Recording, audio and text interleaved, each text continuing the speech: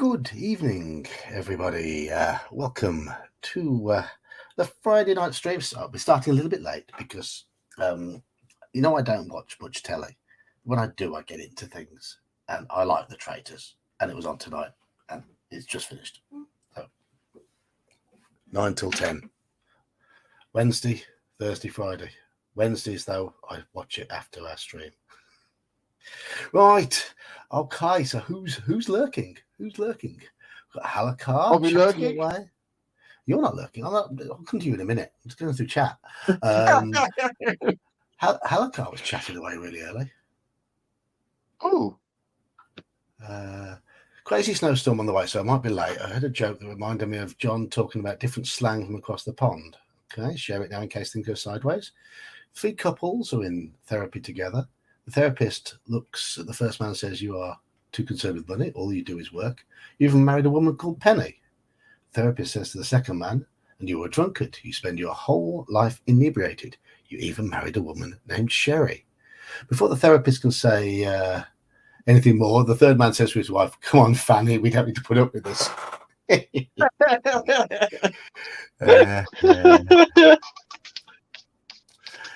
Yes. Wait, is that British Fanny or American Fanny, though? Going back I'm to guessing last we're week. talking about the British meaning. Yeah, British meaning.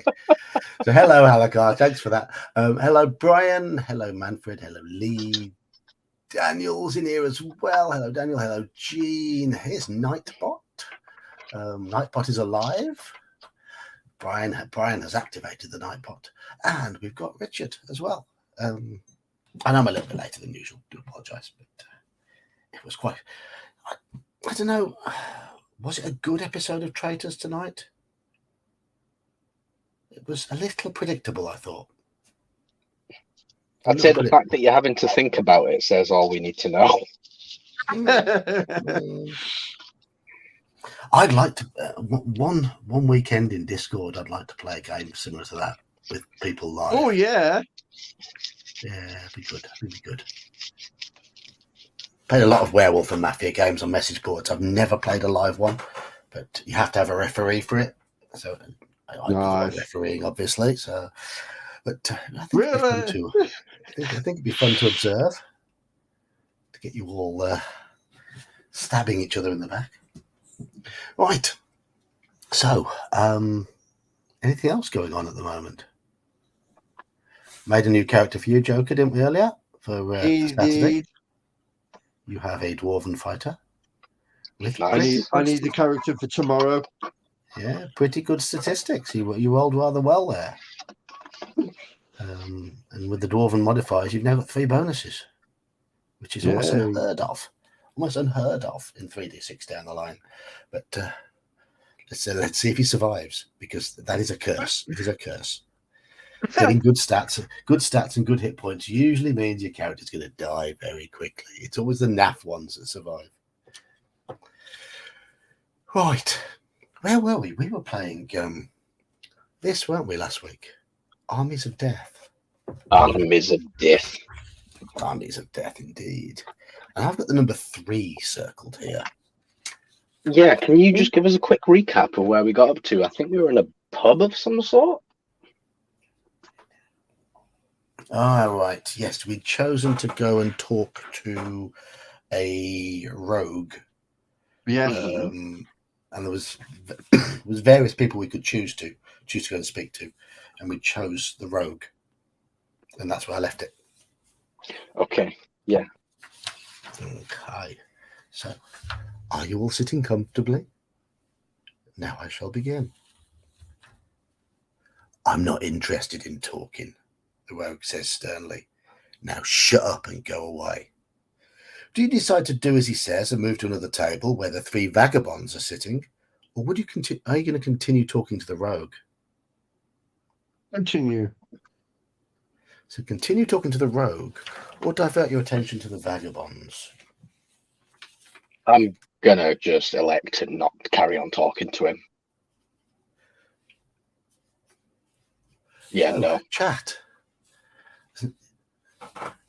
Brian says continue talking to the rogue. So we're 2-1 then. I mean, if we 2-1. decide to move away, it will make us look indecisive. So that's not good. Gene says continue. I feel like he's the kind of guy to get pissed off. You reckon he's going to shank us? I think he's going to try, but we'll fuck him up. I mean, what happened to that big, brutish Axeman from last week? He was skill 8, stamina 8. What a weakling. Absolutely. Absolutely. We're skill 7, stamina 16, so we're not particularly skillful. We're quite tough, but not skillful. But we're not very we've lucky. got one less skill and double the stamina. I'll take that all day long. And we've got no luck. Oh, Hello, yeah, Keith. true. How are you? That is true. Hey, Keith. We have no luck.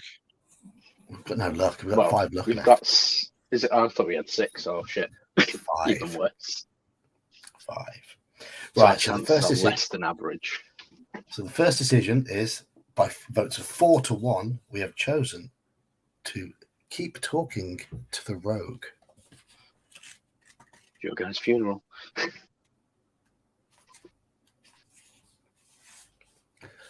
I said, go away, growls the rogue as he pushes the table back and stands up. You must be either deaf or stupid. Maybe you can understand this, he says angrily as he draws his sword. You respond in a similar fashion. So we're starting off with fisticuffs. Immediate fisticuffs. Ooh, what have I done with my... I was using the dice from the One Ring last week, wasn't I, for us? Yes. Yes. And they didn't do us the dirty all that often. But, oh, it's in my box set behind me. Just bear with me. Hello, Crafting Gamer.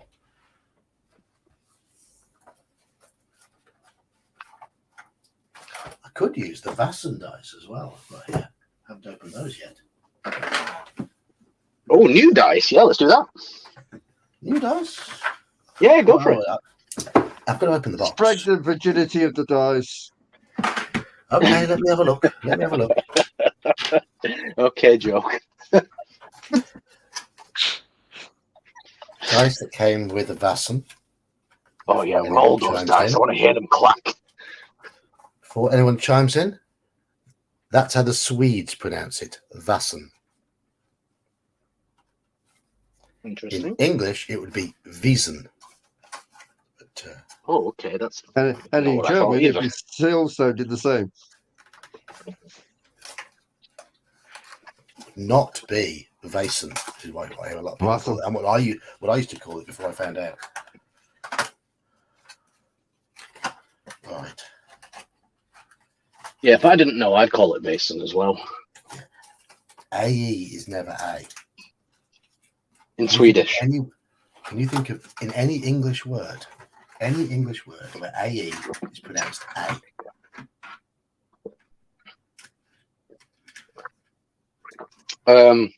You can technically spell ether with an AE. Yeah, but that's pronounced ether. E. Yeah. It's not pronounced ether. Any English word where AE is pronounced A.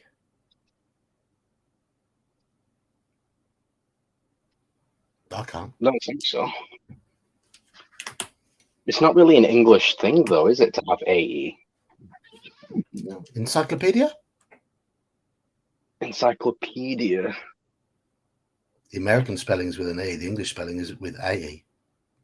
Yeah, well, we could say the same about a certain file. Yes, a certain file, yes. Also, there's, what about aesthetic? Oh, that's true. Aesthetic. It's not aesthetic, is it, really? No, it's aesthetic. Yeah. Well, isn't it technically aesthetic? Aesthetic, yeah. Some people say with a T. Aesthetic. Brian, it's pronounced ether. Either way you spell it, it's pronounced ether. Yes. That's the first word that popped into my head with AE in it, so anyway. Okay. Vassen dice. That's a 6, by the way. But obviously, English pronunciations are different to American pronunciations. So, but if anyone can think of a single word with AE in it that will be pronounced E, or not E, sorry, A.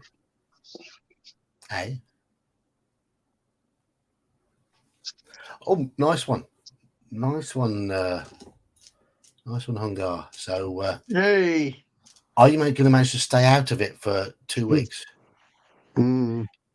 Aerial, that's a good call. That's an air. Yeah. Aerial.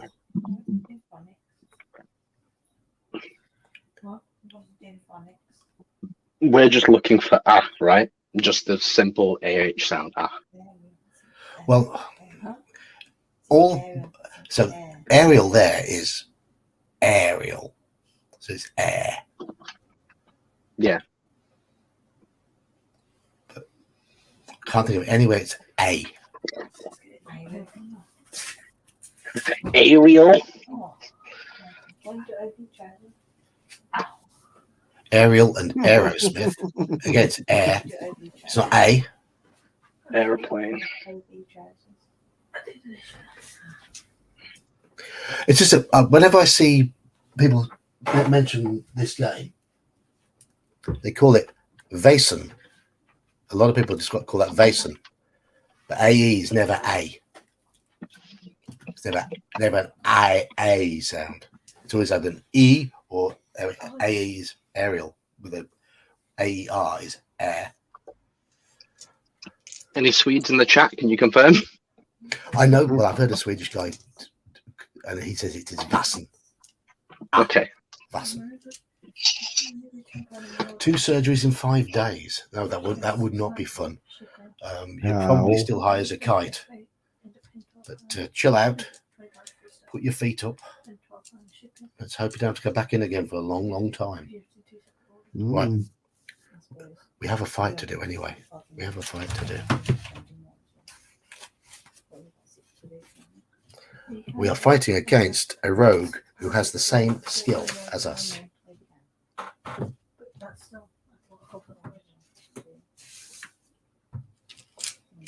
Here we go. Are we going to be the orange dice or are we going to be the Vassen dice? Vassen dice. Okay. I wish we'd picked orange dice because the Vassen dice have just done us a dirty there. 5-7. 4-4, both rolled badly. 6-4, that's okay. So we've landed our first blow against the rogue. That's better. 9-5. Okay, with 2 hits to 1 up with 1 draw. 10-11. Oh, good. Our dice rolled well. Orange dice rolled better. 5-8. Oh, this is going wrong. 7-6. We just got that. 6-6. Come on. Oh. See what we've got there? Oh, That's a nice double 6. 12-6. We've done it. All right. Though that has knocked us down to 10 stamina left. That has hurt.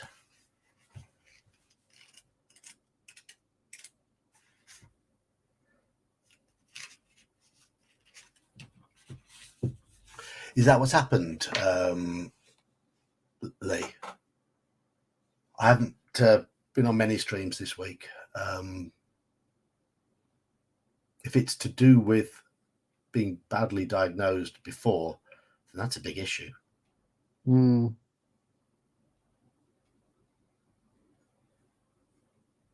Fingers crossed, Hungar. Fingers crossed you've got the right guy looking after you this time.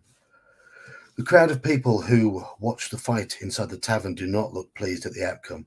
You decide to make a dash for the door before they turn nasty. You run into the street, slamming the tavern door behind you, and carry on without stopping. So no, we can't. Sit down, drink again, recuperate stamina.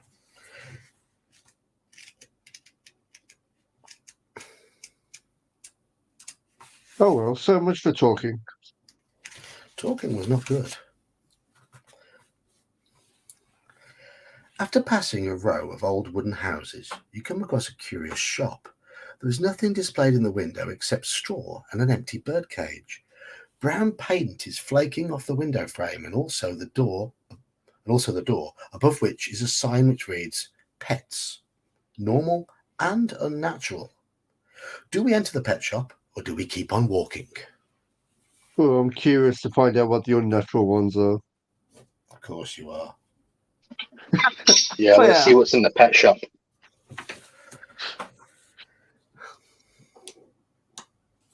Curiosity will kill me one day. There's two British bands we could have mentioned there, because if there's boys in the pet shop, then they are the Pet Shop Boys, and Curiosity will kill you. Curiosity killed the cat, remember? They Yeah. were banned in the 80s. Right, so Do you guys want to say hi to my mum? hello, Hi, Mum! Iman's mum. Yeah, mum. Hi. Hi. Got my marigolds You're on. into the famous Mum's Mum. cleaning. Got my marigolds. Yeah, mum's cleaning as always. Yeah, I do. A 10:15 on a Friday night. Tell her to put her feet up. She just finished cooking, so she got to clean. Otherwise, her brain doesn't shut up. Okay, that's fair enough. That's fair enough. You do eat late, don't you? Yeah, Asian Do thing, we- innit? Is it? I didn't know that. I didn't know that. Is that why my boss is always very groggy in the morning? Doesn't get up very early. You don't phone him before 10 o'clock. That's 2 hours early. Right. Okay. Enter the pet shop. 112.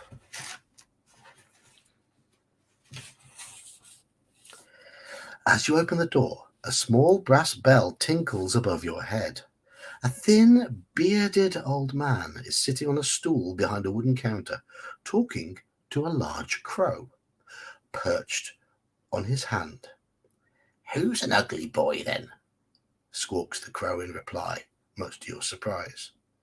The old man appears unconcerned at your entrance. You look round at the shop and see many small animals, cats, birds, and small rodents, and also other strange creatures. There is one that sits up on its two hind legs like a kangaroo, but is less than 2 feet tall, and it's green and lacks fur. Another is a small winged creature with leathery amber skin. It seems quite content to fly from one side of the shop to the other.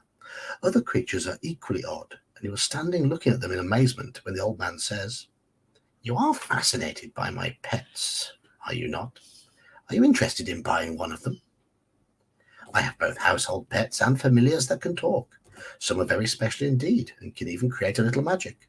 You look like an adventurer to me, so I presume it may be a familiar that you require. So we have a choice.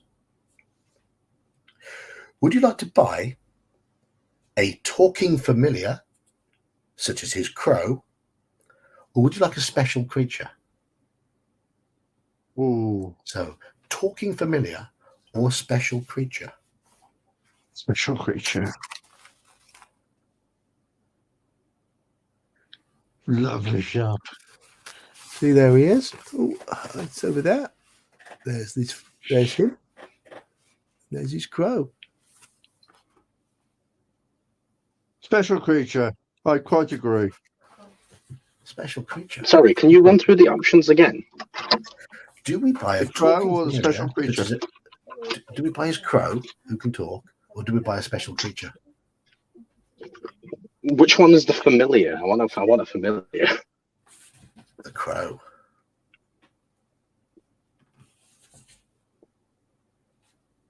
Yeah, I'll vote for the familiar. You've been hugely outvoted again. It's 5-1, 4 in chat and Joker versus you. So you've lost again. Iman. Of course I have. Yeah. No one bloody loves me.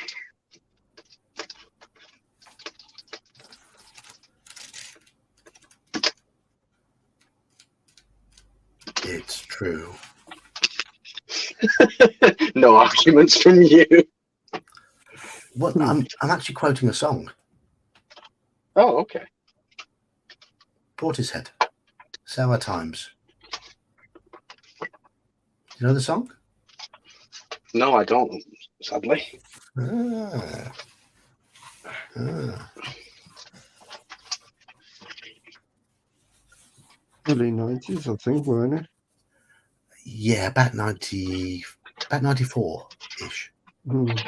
Ah, yes. The best of years.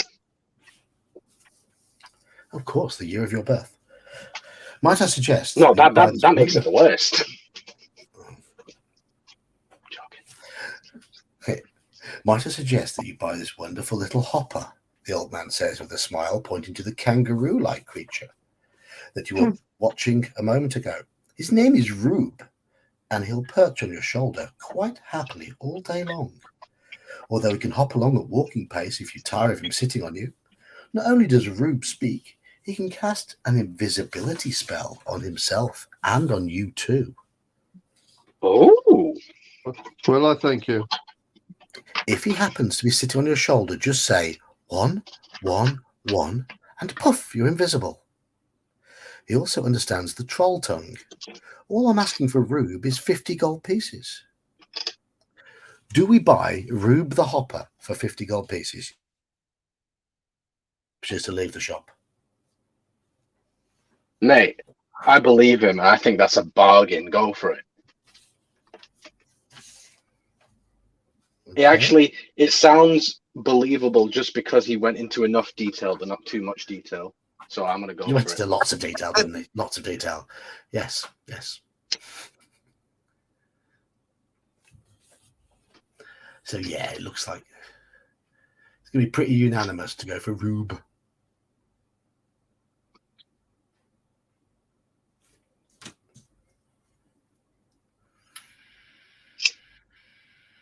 Back in your traditional corner now. Yeah. Hey, look, I'm just following the way the governments work. You know, you can't lead an army from in front. You got to be in your office. In your shed. Yeah. Where the magic happens. Anybody else voting? Everyone's saying yes, go for Rube so far. I'm the kangaroo. Yeah, it sounds awesome. And if it's Go on, then. legit as well, for Well, 50 let's gold hope he's pieces, that's legit. amazing. Let's hope he's legit. Okay. 335. Yeah, he's legit. He can hop, but he only hops backwards. You hand over the gold to the old man, who quickly locks it away in a drawer. He picks up the little creature and places it on your shoulder, saying, "Now, Rube, be a good friend to your owner. Remember everything I taught you." What could go wrong, eh? With the hopper sitting happily on your shoulder, you walk out of the shop and on up the street. You're perfectly normal. Oh, yes. Do we not get a confirmation of whether it's real or not? Maybe He it's sat on the our next shoulder. page. He sat on our shoulder. No, not the ability I meant. Oh, I'm guessing it'll when the time comes. Won't give it away straight away, will it? Further along the street, you come to another shop. The window is full of old things, all piled on top of one another. Boxes, tins, clothes, tools, pottery, carvings, and curios, all heaped up like a pile of jumble. A pawnbroker's sign, somewhat the worse for wear, hangs above the door. Do we enter the shop, or do we walk on? Pawnbrokers, yes or no? How much gold What's do we the have? shop again? 5. It's a pawnbroker's shop. We have got Oh. 500 gold pieces left. Yeah, let's go in.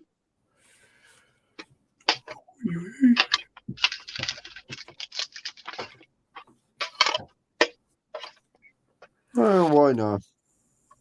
Yeah, it's true. Might find a weapon. Okay. We're following a bit of a pattern here. It's either the votes have either been 6-1 with him on losing, or 6 or 7-0. with everyone voting the same. It's only Iman who seems to be going against the yeah, maybe we can sell him Rube for 100. No! We've only just found the pet. I'm no longer feeling alone.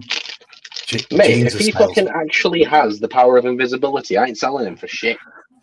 Gene's a salesman. He knows how the game works.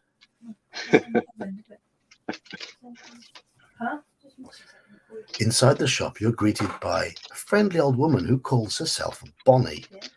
Have a look around. There's a price on everything you can see, she says in a jolly voice. Two of the walls are lined with shelves from floor to ceiling. They are crammed with more junk collected over the years, most of it covered in a thick layer of dust. You cast your eye along the shelves and pull out several things which may be of interest, each with its own price tag. Okay, we have got, you might want to make a list of these. We've got a brass owl for 10 gold pieces, a copper lantern. We've got no Iman. Iman has disappeared. We've got a brass owl for 10, a copper lantern for 5, a helmet for 10, an ivory box for 5, and a green vase for 20. We can buy none, some, or all of them. If we want all of them, it's going to come to 50 gold pieces. But what do you think, chat and Joker and missing Iman, if you're listening somewhere in the ether? I mean, if you buy them all, I'm sure we'll tick some boxes somewhere. So brass owl, 10 gold pieces, copper lantern, 5 gold pieces, helmet 10, ivory box 5, and green vase 20. No brass monkeys. I'm guessing most of them are going to be acted like totems needing to be placed somewhere. Very possibly. I vote brass owl, definitely. It sounds useful. What was the most expensive thing? The vase was the most expensive. I also think get the most expensive thing. Okay. But also, if you buy them all, it only comes to 50 gold pieces. Yeah, if we can afford them all and you're willing to do that, then go for that. But We can. think personally, we've got 500 gold left. We've got 3 What votes in if chat for some of buying them are all. cursed though? Some of them could be cursed. We don't know, do we? It's our first playthrough. I definitely think the brass owl, and I think the green vase just because it's the most expensive. But I would, yeah, that's what I think. We have 3 votes for all from chat, which is currently the most popular option. Joker, what do you reckon again? I say all. Because they'll give us options for ticking all boxes later on, I'm sure. Possibly. Okay. And Gene says we can keep Rube in the box so it doesn't run away. Is Rube that small?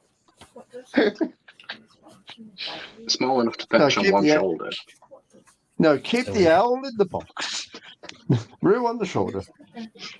If chat's happy to go with all, I'll go with that. Owl, lantern, helmet, ivory box, green vase. Okay, we've got them. 141. You arrive at an old building which looks like a barn with large wooden doors at the front. A man is standing in front of the doors and there is much shouting and cheering coming from inside the building. You step towards the entrance, but the man bars your way. Pie eating competition, he says gruffly.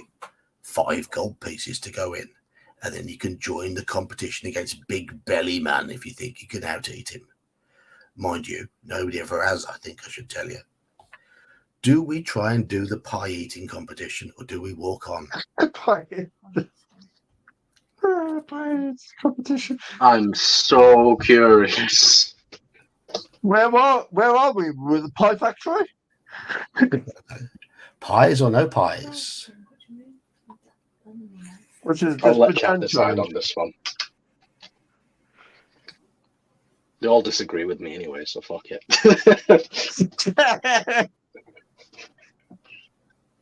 Chat are in favour of pies. All right, pies Very it much is. in favour of pie. Pie. I'm guessing chat's hungry. Pie. Chat are hungry and curious today. So what is the best pie? Well, it depends on who you ask. If you ask me, I can't have meat and potato pies most of the time, but they are really good when I can have them. They are in there. But a I was good gonna cheese say and onion steak and pie ale. can't go wrong. Steak and What was ale that? is normally my go-to. Steak and ale. What do you say, man? Cheese and onion. That's my go-to can't- if I'm out and about. I can't do cheese. Yeah. I do like a good steak and kidney. I like a Cornish pasty as well. Ooh. Chicken pie is good. Everyone, hello, Palmetto. Everyone's going for pie. Everyone wants Everybody's pie. hungry. Yeah, let's get Pie it is then. 217. Now, what about sweet pies? What you mean, tart? Oh, I guess. No, a pie has a top crust, doesn't it? Yeah. Not in America. America's different, though, isn't it? They think of pie as being. I mean, the thing that we have, key lime pie, is technically a tart. Yeah. Yeah.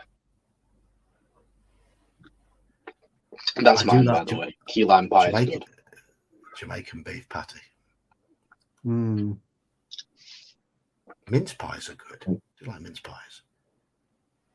Not Yeah, a I huge fan, suppose. personally. Right. We have a picture. We have a picture. Mm. There's Big Belly. See Big Belly? Do you know what? I might just turn the camera. There we go. Oh, yeah. Yes. You pass through the entrance and find yourself in the middle of a packed crowd of cheering people. Some are standing on the floor, craning their necks in order to get a better view of what's happening in the centre of the barn. Others are sitting on the benches of a makeshift grandstand, which rises up the other three walls.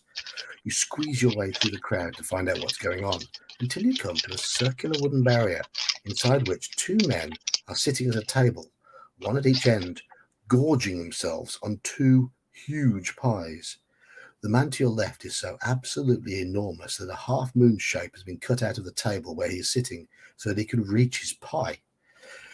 He's quite old and completely bald, and has a monocle jammed in his left eye.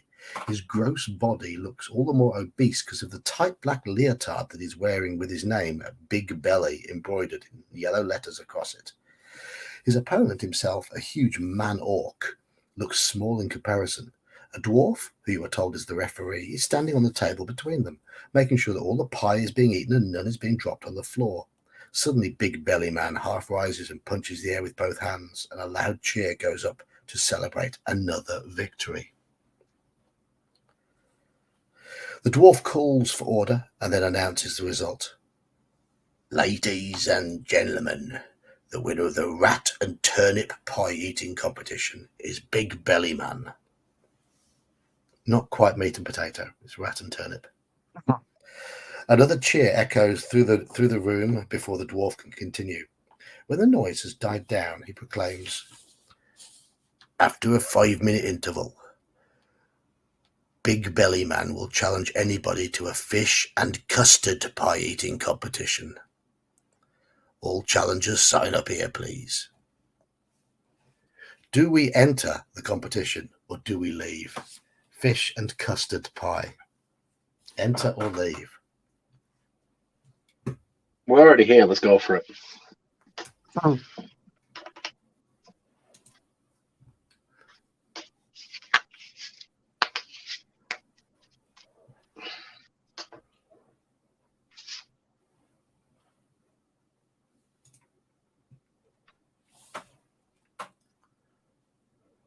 Beer versus food. Oh, Next, Beard meets apparently. food. Yeah, Beard meets food is such a cool guy.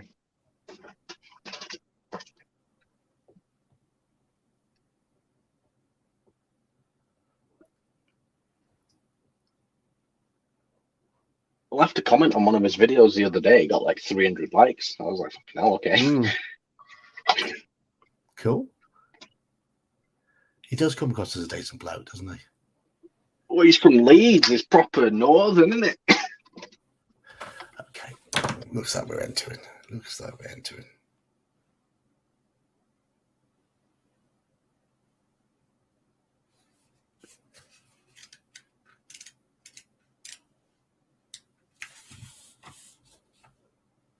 Cool. Just gone to the wrong one there. Where were we? Enter the competition, turn to 14. That's right.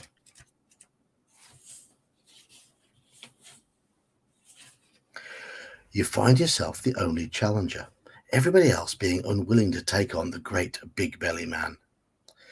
The dwarf tells you there is a purse of 100 gold pieces for the person who can defeat Big Belly Man, and that the entry fee is 10 gold pieces. So it's cost us 5 to get in and 10 to enter. We're down to 435. You pay him the money and sit down at the table to await the return of the champion. Yet another cheer goes up as the crowd parts to let the big man back to the table. 2 more dwarfs follow him, each wearing cook's clothes and carrying a tray with an enormous steaming pie on top. Big Belly Man sits at the table and shuffles his chair forward to squeeze his stomach into the recess. A pie is then put in front of you, and your nostrils twitch at the mingled aroma of fish and custard. You are handed a wooden spoon, and the dwarf then shouts, "Ready, steady, go!"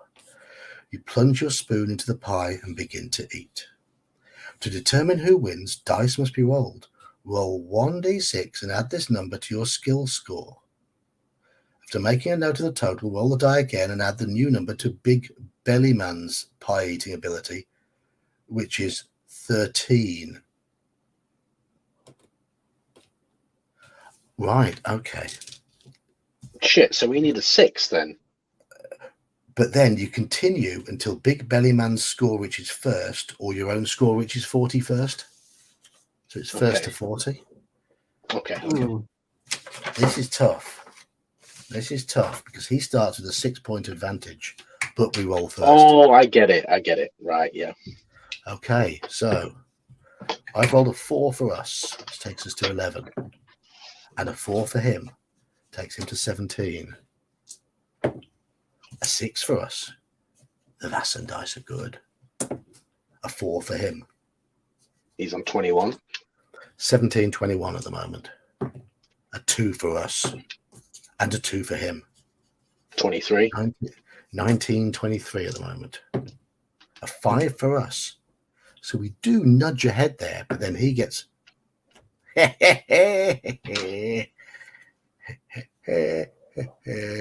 you see? 5-1. Nice. 24, 24. I'm going to roll them both together. 6-3. We're in the lead. 30-27 to us. It is, yes. I'm starting to think these Vassen dice are fixed, because that's 6-3 again. Nice. 36-30. We're hammering. We got this, guys. We got this.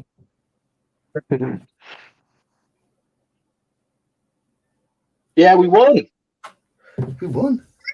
41 something. Next time I'm rolling a character for D&D, I'll have to remember to use these Vassen dice. Watch them do you dirty then. they will, but they've just rolled beautifully. That was good.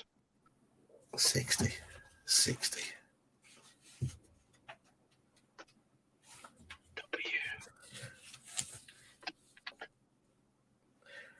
The crowd is stunned into silence when you drop your spoon into the empty bowl to signal victory.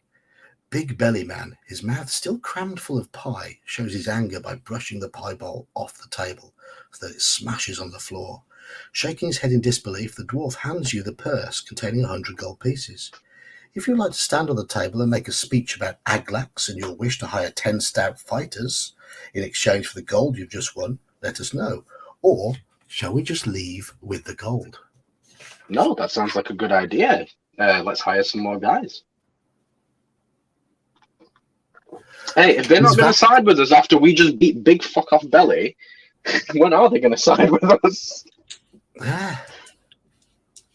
Free League dies for the win, indeed. No wonder why they charge for them. I've just rolled 11. Hold on. Oh, there we go. 1 and 2. They do roll low occasionally. 1 and 3. They've turned now. 2, 6. 4, 4. Warm them up No, too no. much. Okay. We were beginning to suspect they might be magician's dice. Yeah.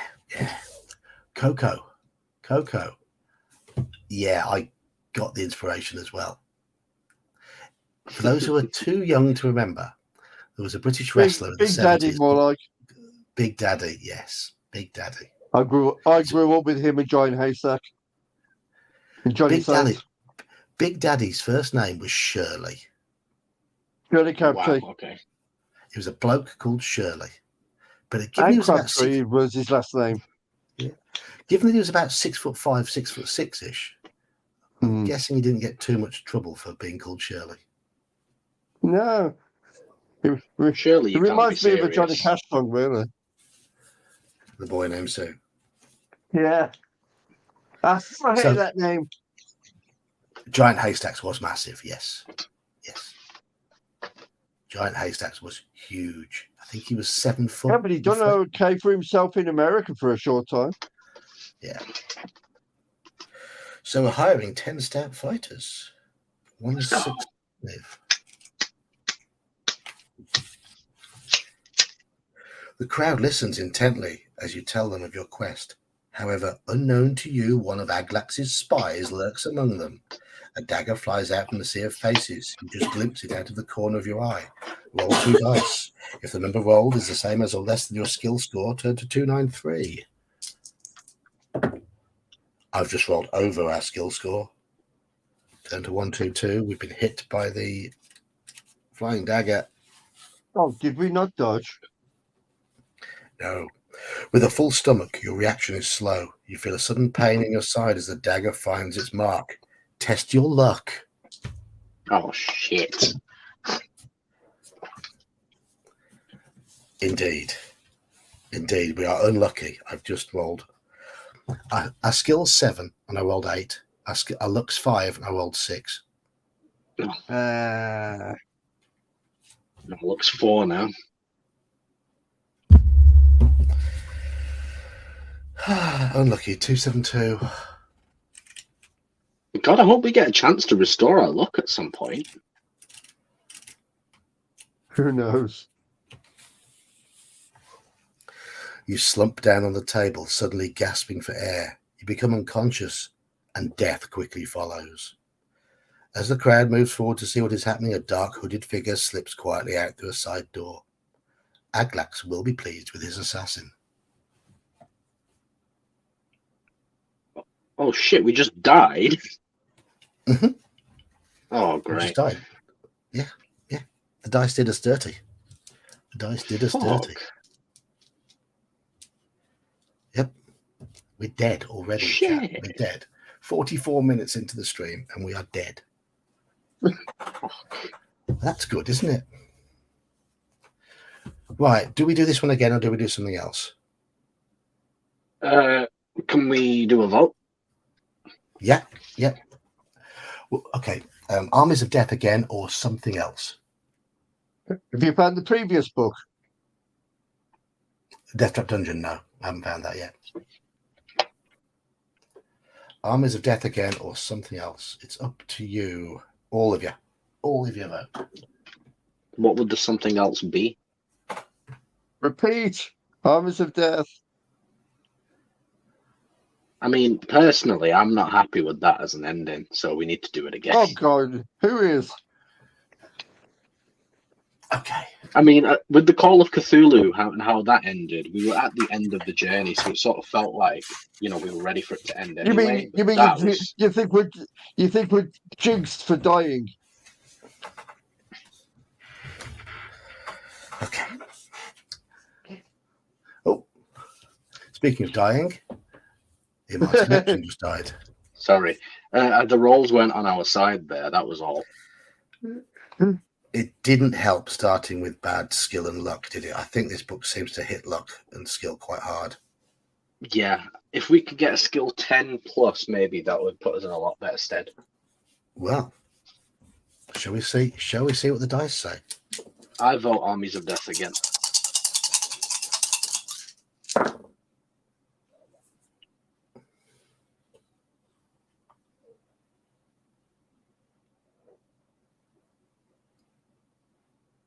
So we got 21 stamina. I can't see the red ones. Is that a 1? The orange have rolled 5 and 2. We've got skill 11 because I go from one side to the other. Skill 11, stamina 21, luck 8. That's much better. I'll take that. That is all better. day. Isn't it? It is better, yes. I think the luck's the same, but the skill's much higher. No, we started with 9 luck last time. Oh, did we? Yeah. Okay. Right. So our soldiers, we start with warriors, 100. Dwarfs, 50. Elves, 50. Knights, 20. That is it. Remember the elven archers. They are, yes. They are. Okay. No, there was no save game this time. There was no saved game. I think our journey up until we got to that city was pretty good, though. So we could pretty much do the same, right? I don't know. It's up to you. Up to you, lot. Well, it's up to chat, really. They don't agree with me, so. Well, I was going to say part of it also depends on how our luck rolls going through from the beginning again. That is true, also. So here we go. Remember, we leave the city at the start and we march off with our army. Our army of 220 men. We've got 700 gold pieces. You have marched no more than 200 yards when a fat, bearded man, huffing and puffing, runs up alongside you. He's dressed as a sea captain, although his uniform is dirty and crumpled, and his grubby hat is dented. "Begging your pardon," gasps the captain, "but would you be listening to me offer? I have just docked to me ship on Fang and found everybody full of excitement. It seems that you are the cause of it. They tell me that you're travelling east to fight some demon or something. Well, I don't know about any demons, but I'm willing to take you and your men on my ship as far as Zengis. For a small consideration, of course. Just think of all those miles you won't have to walk. Sail up the River Cock." There we go again. "On Captain Barnock's good ship, Flying Toucan. And only 50 gold pieces am I asking for this luxury passage. Now that's a bargain, is it not?" says the old sea dog. Do we sail on the Flying Toucan, or do we? Indeed, we do. Do we reject his offer and march instead? We sail. Boat. Sail or land? Those are your choices.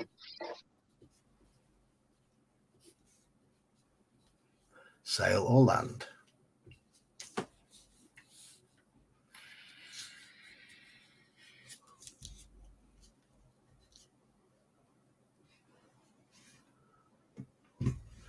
Everybody's going for sail. Everybody's going for sail. Right, okay.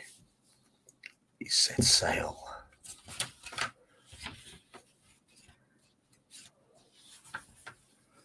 Following Captain Barnock, you lead your men down to the docks where the Flying Toucan is moored. It's an old ship, and like the captain, is in very poor condition. But this hardly comes as a surprise to you, as nothing of much worth ever comes out of Port Blacksand. You tell your men to go aboard and pay Captain Barnock 50 gold pieces. The captain shouts the order to set sail, and you watch the motley crew from the bridge as they haul on the ropes. Climb the rigging and unfurl the sails. Within 20 minutes, Fang has faded from view as your river journey gets underway. Everybody's in high spirits, and even the dwarfs and elves forget their differences and chat together, united in their desire to rid Alancia of the shadow demon. At the bow, you see a group of warriors leaning over the side of the ship, staring at the river.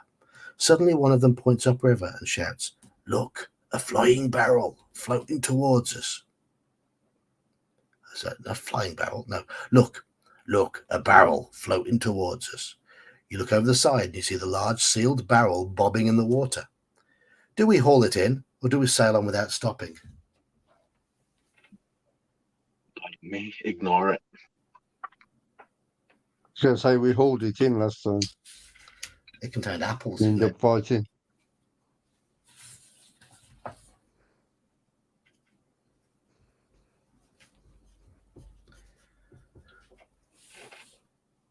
Oh, chat disagree with you. Chat say haul it in.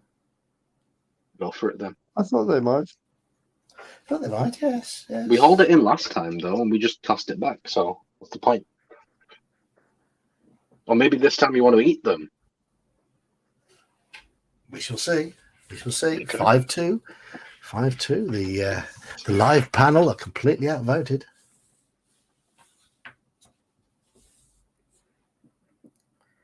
One, 4, 5.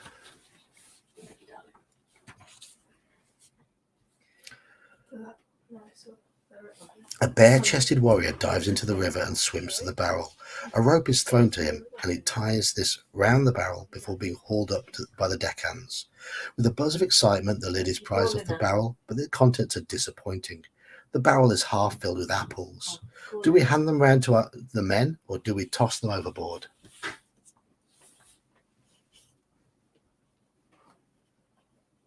Do we hand the apples out to our men this time, or do we toss them overboard?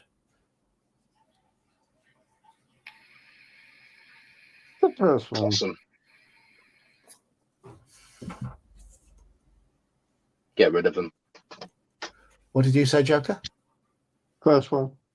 First one. Hand them round to our men. So hand the apples round or toss them overboard?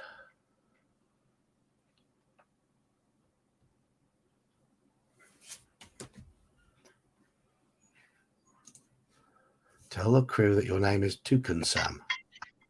Toucan Sam. I'm not getting that one. Is this some reference to something American? Take him down, pass him around. 99 apples in the barrel. Probably some reference to Uncle Sam. Maybe. I don't know. 3, 2, 9.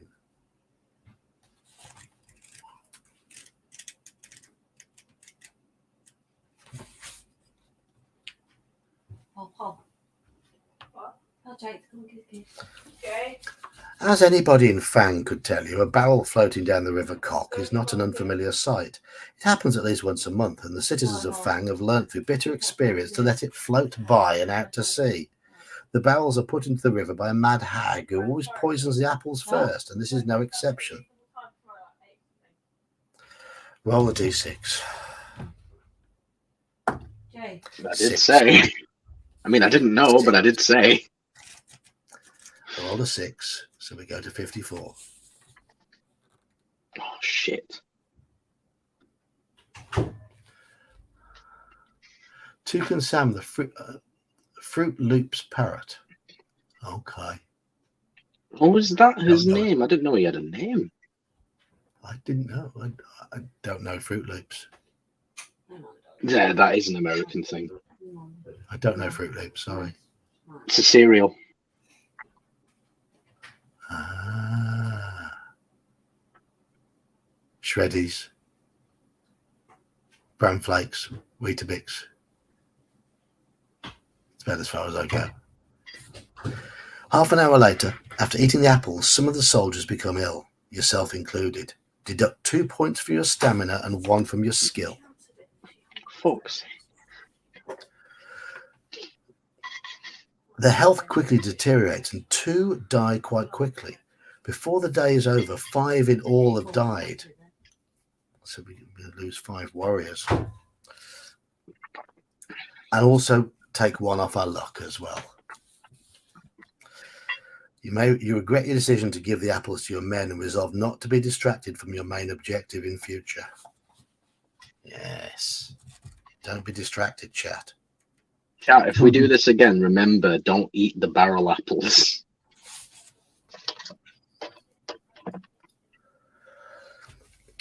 As she rounds a bend in the river, the flying toucan suddenly comes under attack. A large fireball flies through the air towards you, hurled from a wooden catapult that is stationed on the south bank. Under the covering fire, 20 river raiders jump into their log canoes and paddle quickly over to the flying toucan. Test your luck. There they all are, paddling out. Test the luck. Yes, we were testing the apples on our crew, and it wasn't good. Oh, we passed that luck check, but we are down to 6 luck. We're down to 6 luck. 286. The fireball whistles by between the masts and lands harmlessly in the river. Turn to 21. Before the river raiders close with your ship, another fireball is flung from the catapult. Test your luck again. And this time we failed. We're down to 5 luck already. No. Wait, did we lose a luck point from the bad apples? Yes. Oh, shit. The fireball crashes into the main mast and drops onto the deck, killing 5 of your men. 2 dwarfs quickly smother the fireball with wet blankets, averting a fire on board. Great. This is really not going well. Turn 192.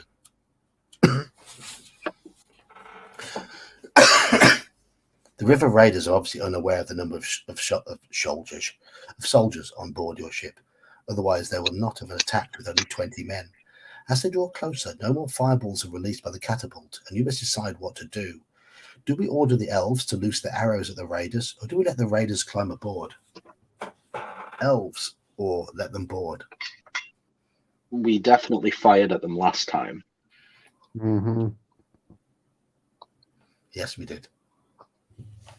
Return fire, says Brian. Yeah, I say fire.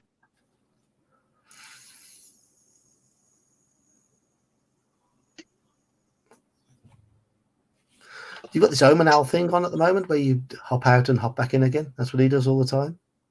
Me? In, out, Oh, it's yeah, probably in, just out, my mobile data. in, out, shake it all about. It's because my brother moved the Wi-Fi extender, so I can't use the Wi-Fi anymore. Oh, that's not right. No, but for some reason it interferes with my dad's wired connection, which I'm not sure how that works. But older brother or younger brother? Older. I'm the Okay. youngest. I was going to say, if it was a younger brother, you put your foot down. Is that why I Claim can't win any seniority. arguments? Absolutely, that is absolutely why you can't win any arguments. Elves, then.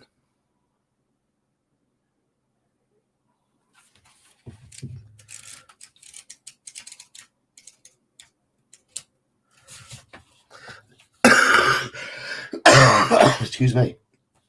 Bless you. The elves line up along the side of the ship and fire their arrows at the surprised raiders. Their aim is deadly. 8 raiders are killed with the first volley. The remaining raiders realize it will be suicidal to press home their attack and turn their canoes around to paddle back to shore as quickly as possible.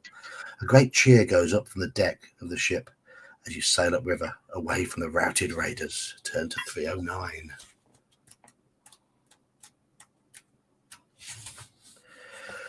You sail on without incident for another hour when somebody spots a log floating downriver with a man lying across it, face down and motionless, his limbs trailing in the water. Do we rescue the man or do we sail on without stopping? Oh, rescue him. I think he had something that we took. He did, didn't he? He had something. Yeah, rescue him. Joker's not paying attention. Rescue. Rescue. He's like, You I'm are just here asleep, playing Joker. Football Manager. What do you want from me? Huh? He can play Football Manager all he likes. Not while I'm streaming. I've got better things to do than play Football Manager when I'm on air.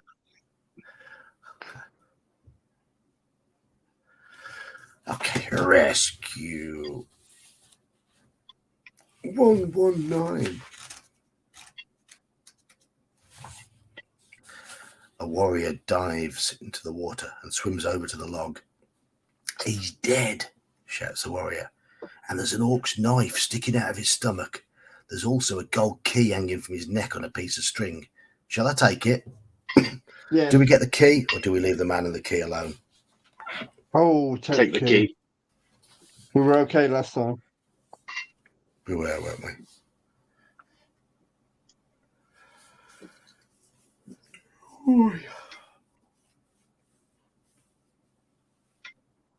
Take key. John, wait, this is an Ian Livingstone book, isn't it? It is, yes.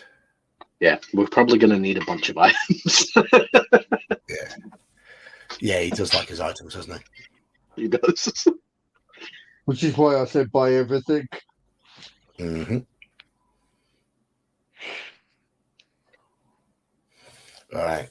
Everyone's saying get the key. 318.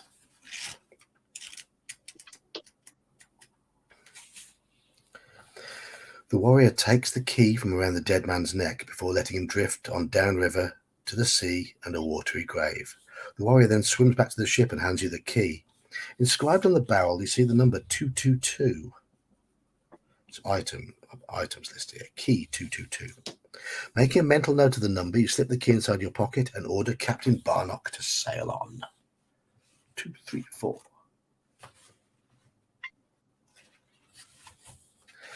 A few miles further upriver, you come across a bearded man with ragged hair, standing on the north bank. He's dressed in animal furs and is waving his arms at you, gesturing for you to stop. Do we sail over to the man to investigate, or do we ignore him? Sail over to him. Okay, so do we investigate Gingerbeard on the shore, or do we ignore Gingerbeard? I was going to say, didn't he open fire last time we checked on him? No, I think we hired him and his mates. Yeah, we did. Oh, did we? Yeah, Okay. definitely. Yeah, we did. So, do we sail over to the Northman, or do we leave him be? Sail over to Gingerbeard. Sail over to Northmen. Good old Northmen.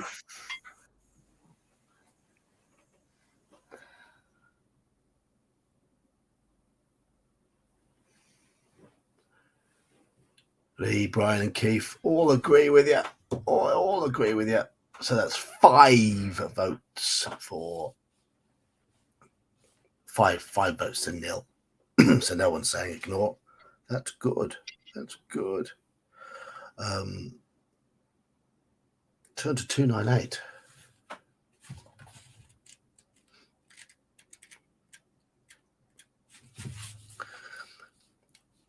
You sail to the north bank to find out what the ragged man wants. As you draw close, 9 other men emerge from the bushes, but do not raise their weapons.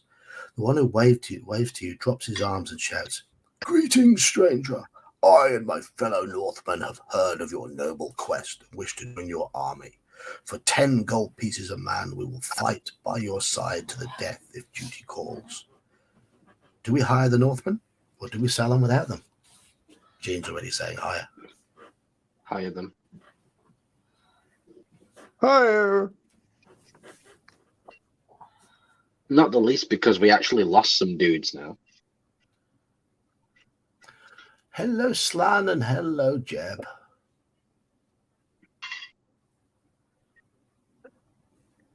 Hire them on, yes. What? Hire them on. Hire the Northmen. Hire the Northmen. Those late arrivals, we died in the city, so we've started again. So we hire the Northmen.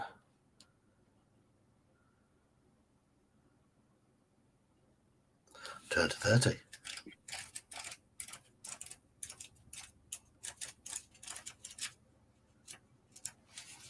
Yeah, we won a pie eating competition and then got shanked. Yes. Yeah. You pay the leader of the Northmen 100 gold pieces and give the order for him and his men to climb on board ship. As you set sail once more, the leader walks over to you. Despite his stare from piercing blue eyes, he says, you feel you can trust him. My name is Lars, he says with a warm smile. Would you allow me to bestow a gift upon you? Do we take the gift or do we refuse the gift? Take the gift. It was a good thing last time, I remember. Yeah. Correct, Brian. Correct, Brian. At least we had pie before we died, though it was fish and custard. That's definitely not exactly a death row meal you'd be looking forward to, is it? No. Absolutely not. We take the gift. Yeah, take gift from Northmen.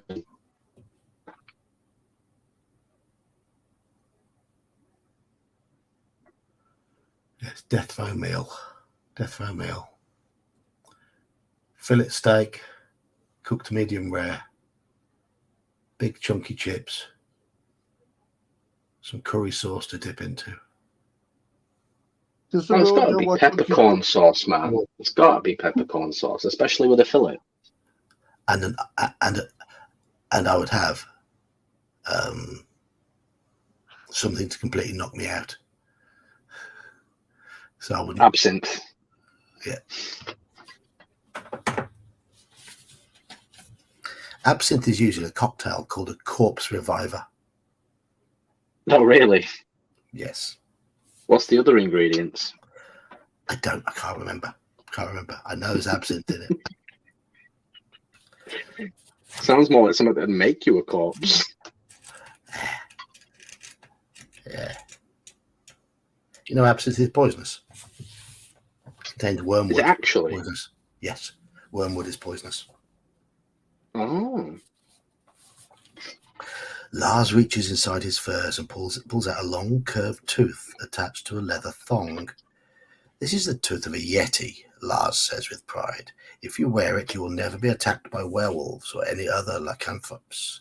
It is my wish that you should have it, as you are prepared to die to save Alancia. You let Lars place the tooth round your neck and tell him as much as you know about the shadow demon as you sail on upriver. Yeti tooth. There we go. Excellent. 203. Tooth. Your tooth.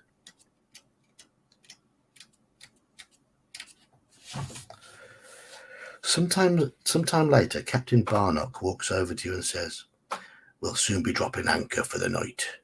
Will you and your men like to sleep here on the deck of my ship, or would you prefer to find somewhere more comfortable on land?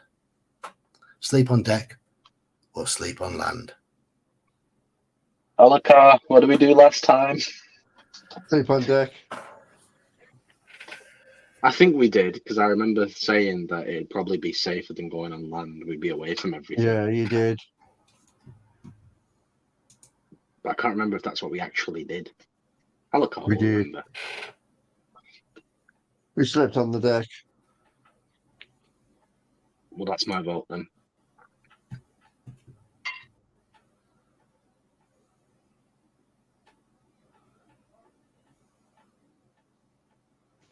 Just watch out for the fireballs. Plenty of seamen on the deck in the River Cock. We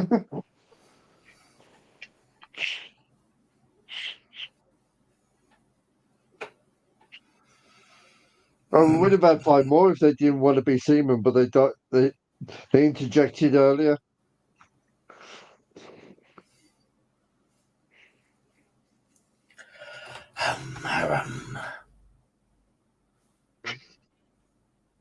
Deck it is then. Deck. Right. We're sleeping on the deck. We sleep on the deck indeed, yes.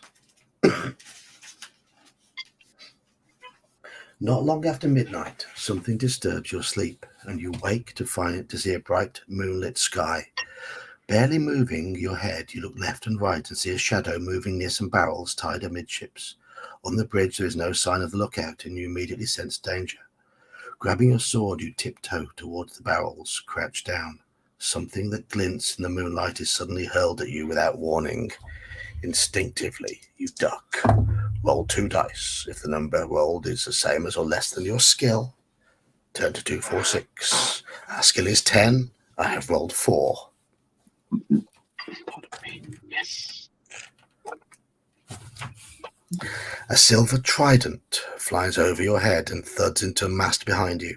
A nimble figure then runs out from behind the barrels and dives over the side of the ship into the water, making the quietest of splashes. You look over the side but see no head rise to the surface. Whoever or whatever attacked you must be an excellent underwater swimmer.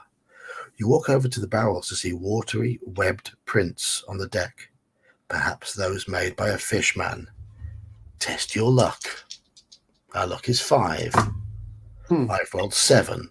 We've failed. We're unlucky. 3, 7, 5.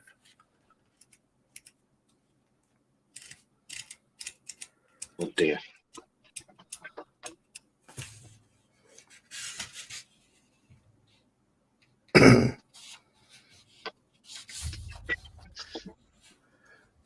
Slan, is that in reference to Joker's?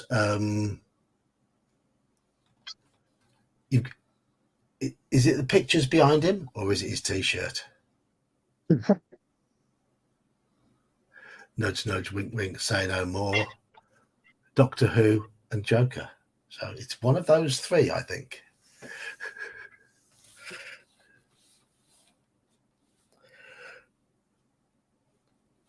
It's a reference to one of the Monty Pythons. That's it. Yeah. Nudge, nudge, wink. It's the start. It's the start of this. I know where that's from. By You now, like many. photographs? Is your wife a goer? By now, many of your men are awake, although 5 warriors are found who will never wake again. Their throats have been cut by the Midnight Raider and the gold rings cut from their fingers. If only you had awoken earlier, this might never have happened. The lookout is found, nursing a sore head, having been attacked from behind.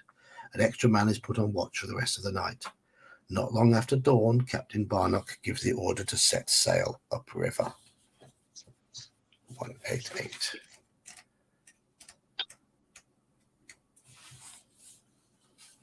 So we've lost 10 guys, but we've also hired 10 guys. We've lost 15 in total so far. Oh, 15? Shit. Yes, we've lost 15 so far. So we've hired 10. So we've got an army of, hello, Christopher, an army of 215.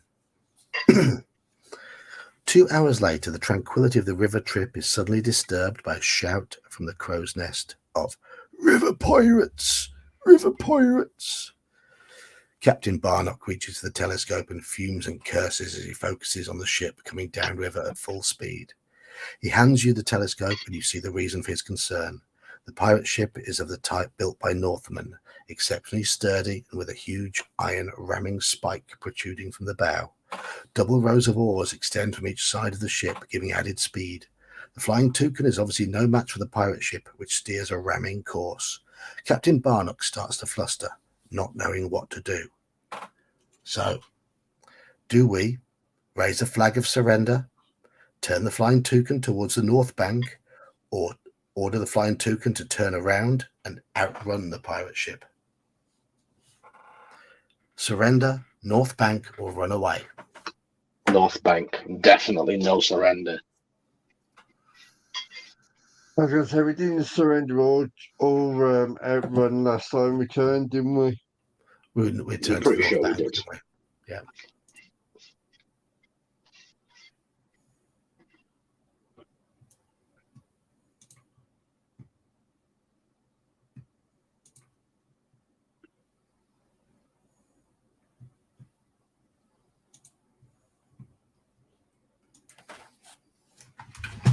I'm just going to do a little shell with the bot.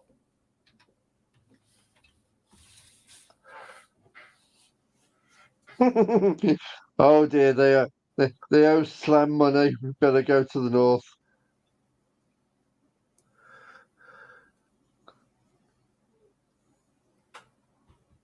Everyone say North Bank. Okay, right. No worries. No worries. North Better Bank. not. It's better than drawing from that west. 353. Can you all hear my Discord pinging, or is it just me? I can't hear it. Good. Good. Glad you can't. Captain Barnock has the Flying Toucan moored to the riverbank long before the pirate ship is upon it, and you order your men to jump ashore. Quickly you line up the elven archers along the bank and order them to be ready to fire on the command. When the pirate ship is close enough, you shout across to the captain, telling him not to ram the Flying Toucan, as there is no treasure on board. If he wants treasure, he'll have to come ashore and fight for it. You see the pirate captain examining your troops through his telescope, and you smile, satisfied that it would be surprised to encounter such a strong force. Your plan works. The pirate captain shouts out new orders to his men, and you watch the pirate ship sail past the Flying Toucan, downriver and out of sight. We restore 1 luck. Captain Barnock begins to cheer loudly until a coughing fit overtakes him, and he has to sit down to recover. But in less than half an hour, all your troops and baggage are aboard the Flying Toucan once more, and you set sail upriver for Zengis. Nice. Okay, so we got 1 luck back, so we definitely need to remember that option. Yep. It is late in the afternoon when the towers and rooftops of Zengis come into view. Captain Barnock appears to relax a little, knowing that he will soon be moored up in the safety of the town jetty.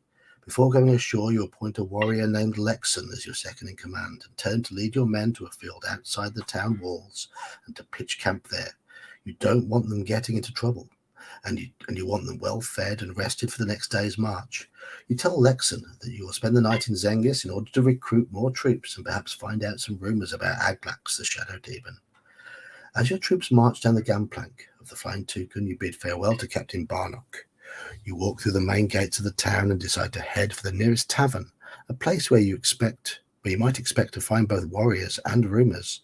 As you walk down the narrow street between old wooden houses, you suddenly catch sight of a gold ring lying in the gutter. Do we pick it up, or do we carry on looking for a tavern? Pick it up.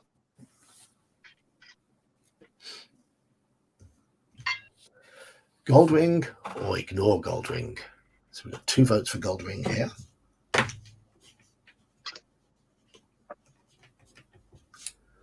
Pick it up. Brian says pick it up.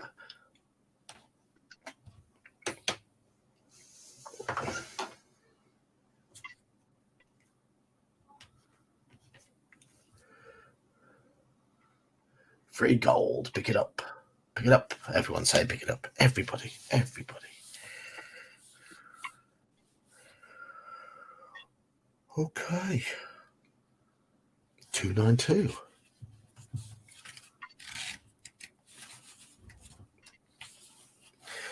You examine the ring and see that it is inscribed with the number 45.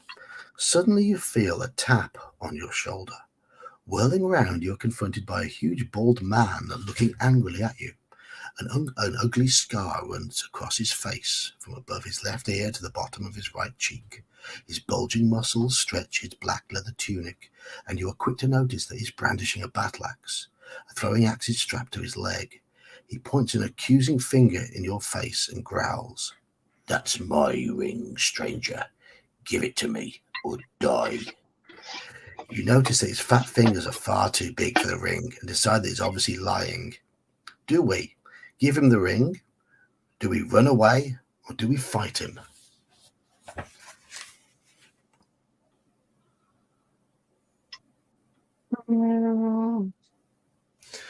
Give him the ring, run away, or fight him? Fight him.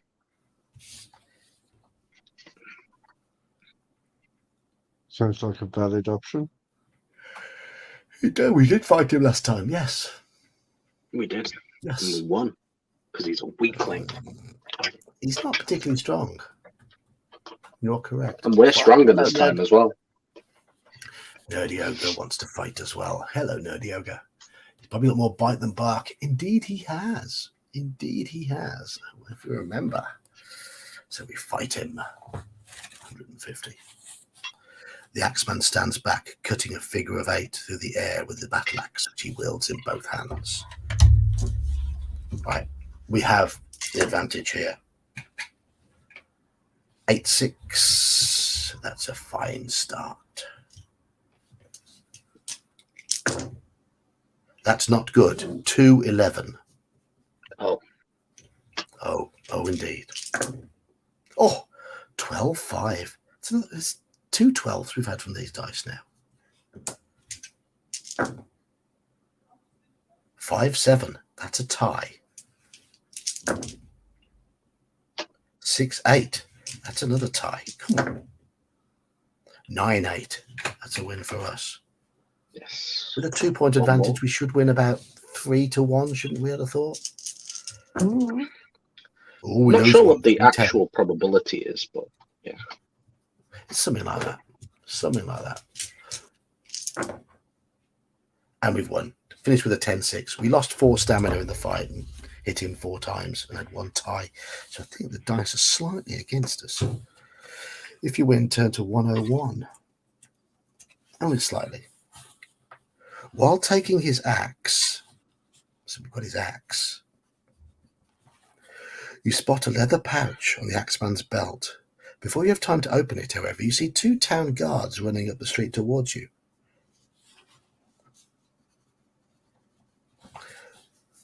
Do you want to open the pouch and risk being caught? Or would you rather run off with only the gold ring? No, run off. Pouch is bad. Oh, yeah, it contained a scorpion, didn't it? Mm-hmm. Yeah. Well yeah. remembered. Well remembered. It's the cops. Run. I couldn't remember which book that was from, but I thought it was this one. Run, run. Everyone's saying run. If you remembered it was a scorpion, then clearly I'm not making things up either, so must be that. Run away. Oh no, I remember it after you said it, yeah. Yeah, run. Run. 64. The guards call out for you to stop, but you run on as fast as you can, keeping an eye out for a tavern into which to dash. Turn to 52.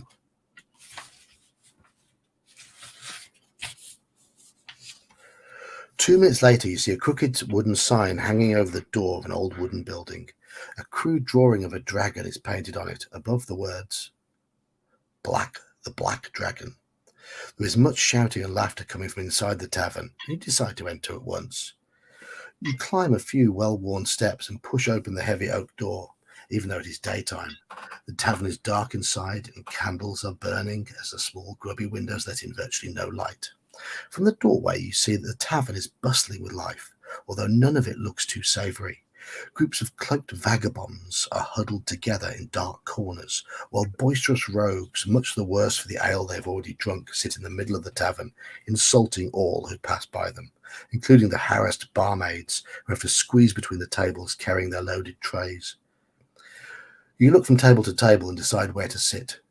Where do we sit? Sit at the bar, sit with a drunken rogue, or sit with 3 vagabonds? Vagabonds.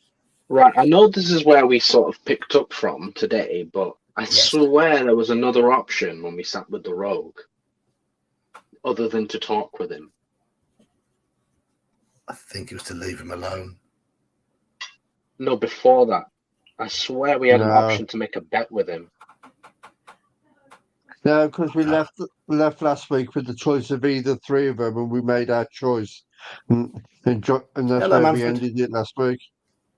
No, so we already talked to him. That's where we picked up from today. But I swear, before we made the choice to talk to him, we had an option to make a bet with him.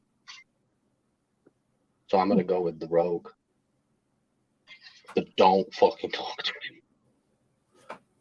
So we've got 3 bar, 4 vagabonds, and 1 rogue. Vagabonds. 5 vagabonds, 3 bar, 1 rogue. Any more votes? That's 9 votes so far.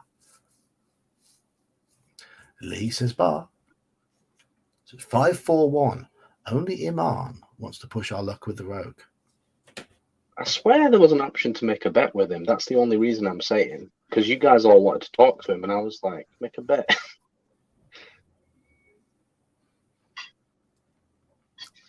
Nerdy Ogre's trying to persuade everybody to go for the bar.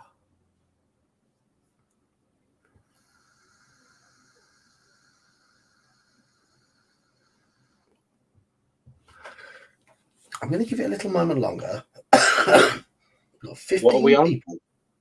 We've got 5 vagabonds, 4 for bar, 1 for rogue, and we have 15 people. So there were 5 haven't yet voted. So this could still swing the other way. Well, if no one's going to go with me, I'll go with Vagabonds instead then. Okay, you can change your mind. Yeah, I'll 6-4. go with Vagabonds if no one's going with me. So The rouge I will see how indeed this add colour goes. to your cheeks.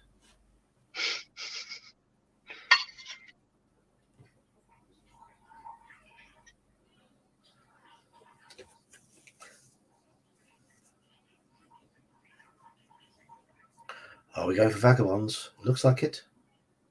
Looks like it. Sit with the 3 vagabonds.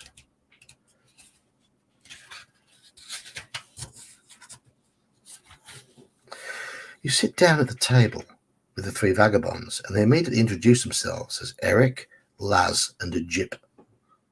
Oh, sorry, Enk, Laz, and Jip. They ask you what you're doing in Zengis. Do we tell them about our mission? Do we tell them that we're in Zengis to visit our cousin? Mission or cousin? Mission. Tell them the mission.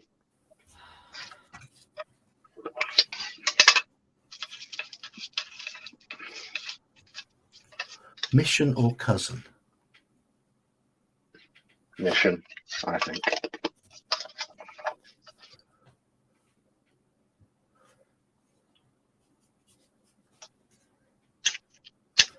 Okay, we've got 2 votes for cousin. We've had 5 for mission, 6 for mission.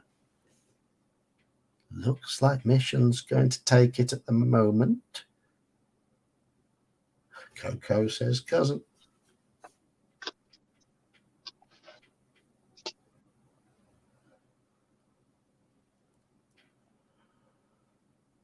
Ooh, yeah.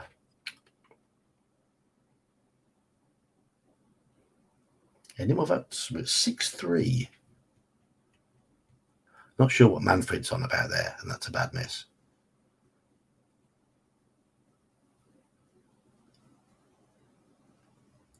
Is it a vote? Is it a vote, or is it just a Manfredism?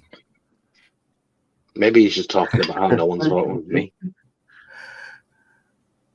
Maybe they are missionaries. Maybe they are. Maybe they're on a mission.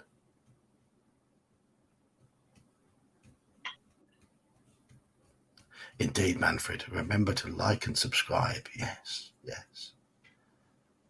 Though I have a feeling that pretty much everybody who takes part in these Friday streams is already a subscriber. I would hope so. Some of us are members. Some of you are, yes. All you green ones. All you green ones. Much appreciated. Right. Mission then. 395. Didn't you say you reached 50 members the other day? Yes. Congratulations. It's amazing. So it's because of all the very kind gifts that have happened this last month. So I mean, I can tell you exactly how much money that goes to me. Not a lot, if anything. It's $1, isn't it, to become a member? Yeah. YouTube takes Probably get a penny, if anything. The current exchange rate is about 1.3, roughly 1.25, 1.3. So it's about 70 pence. and then YouTube takes 30%. So YouTube takes 30% of membership fees. It takes 30% of everything. Oh, okay. So 50 pence, which is £25 a month. I'm happy with that. Happy with that. It's enough to pay your phone bill. Yeah. £25 a month is fine. It's lovely. Now, if we work that out as an hourly rate as to how many hours I put into my various streams and videos. Oh, well. I never went into this to make money, did I? That's the thing. I was surprised. No, it's just a bonus, isn't it? Yeah. I was surprised when I got to the 1,000. So, of course, it's 500 now to become monetized. It was 1,000 when I got it. Yes. Well, the vagabonds. I need to get to 500. Yeah. The vagabond's interest increases when you mention that you're willing to pay for information about Aglax. We know where this Aglax is building his army, and we can mark the place on a map, says Laz, sensing the smell of gold. But he continues with a smug grin on his face. More importantly, we know how to help you defeat the Shadow Demon. For 10 gold pieces, we'll show you where Aglax is. For another 90 gold pieces, we'll tell you how to weaken him. Do we pay them 10 or do we pay 100? 10 for the location plus 90. Pay 100. That's okay. Wait, That's sorry. okay. How much do we have? Do we still have the 600? We've got 550 at the moment. 550. Oh, right. Yeah, Did you because we pay them? paid for the journey. 10 or 100? I think 100 still. Okay.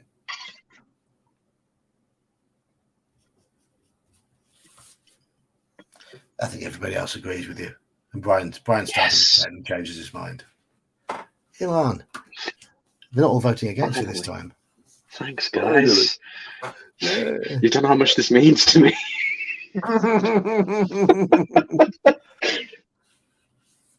I think they'll probably have good information, though, genuinely.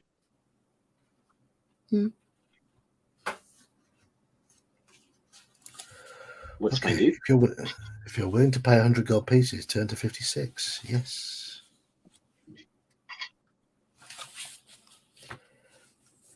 Not knowing whether you've made the right decision to trust the vagabond, you nevertheless hand over 100 gold pieces.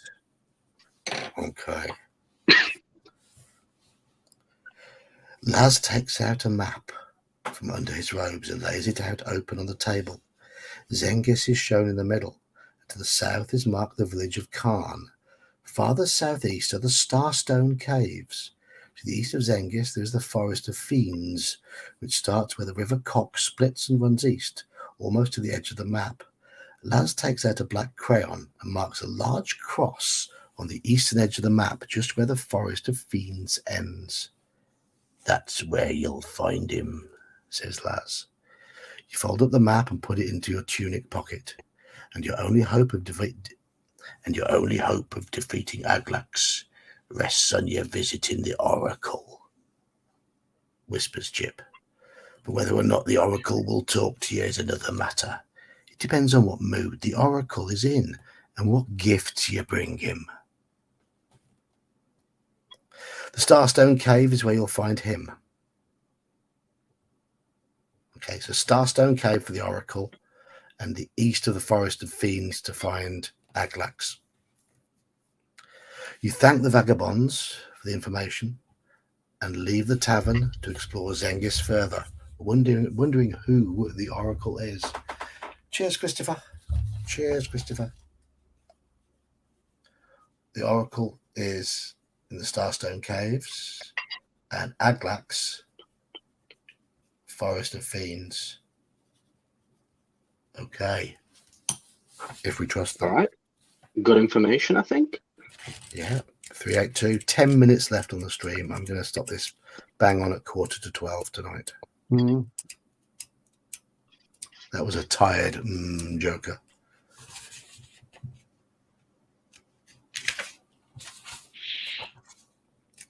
$382.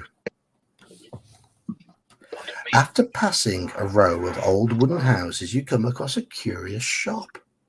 There is nothing displayed in the window except straw and an empty bird cage.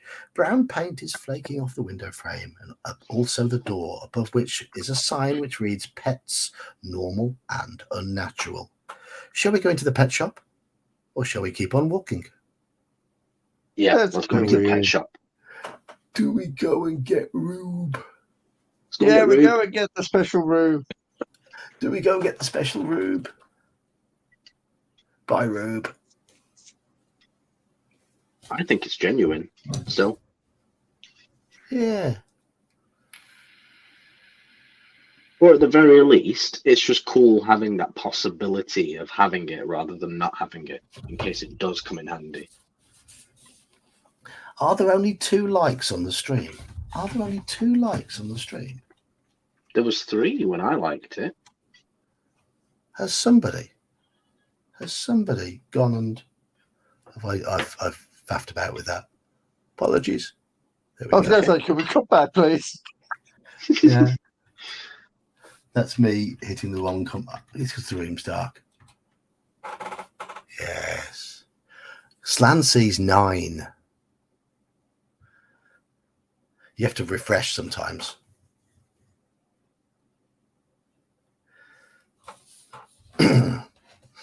Okay. So we're going to go and get Rube, are we? Yay! Lee says at least he's 13. That's better. Unlucky number, though. Unlucky. One more, please, guys.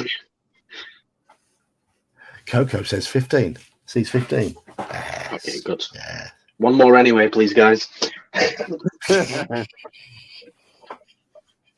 Play the algorithm. Right, okay. We're going to get Rube, aren't we? Yeah. Yes. Yes, please. Our little buddy.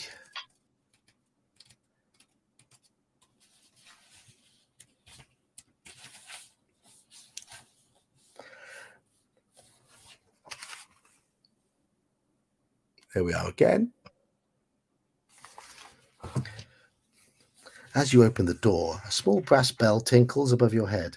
A thin, bearded old man is sitting on a stool behind a wooden counter, talking to a large crow perched on his hand. "Who's an ugly boy, then?" squawks the crow in reply, much to your surprise. The old man appears unconcerned at your entrance. You look around the shop and see many small animals, cats, birds, and small rodents, and also other strange creatures. Is there a picture of Rube in here? Oh, yeah, I can see. There is a picture of Rube. There's Rube in the middle. Can you see Rube in the middle? Oh, he's only small. He's there. That's him. That's Rube. There is one that sits up on 2 hind legs, like a kangaroo, but it's less than 2 feet tall and is green and lacks fur. Another is a small winged creature with leathery amber skin and seems quite content to fly from one side of the shop to the other. Other creatures are equally odd, and you are standing looking at them in amazement when the old man says, "You are fascinated by my pets, are you not? Are you interested in buying one of them? I have both household pets and familiars that can talk. Some are very special indeed and can even create a little magic. You look like an adventurer to me.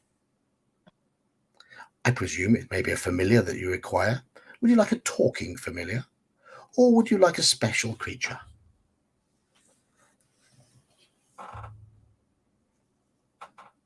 Talking. Whatever the option we was last time Rube. that got us Rube. It was a special creature. Yeah. Yeah. Let's get Rube. Get Rube. Chat, shall I just follow the path to get Rube? Yeah, I think so. Yes, please. Yeah. Special. I had to do it.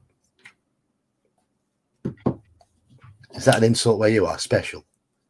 You're a bit special, you are. Iman?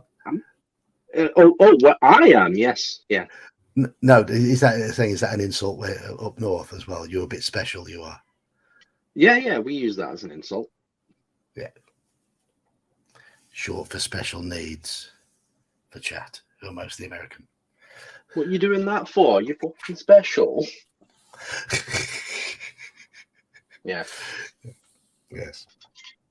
I thought you were asking the overseasers. The overseasers. The overseers.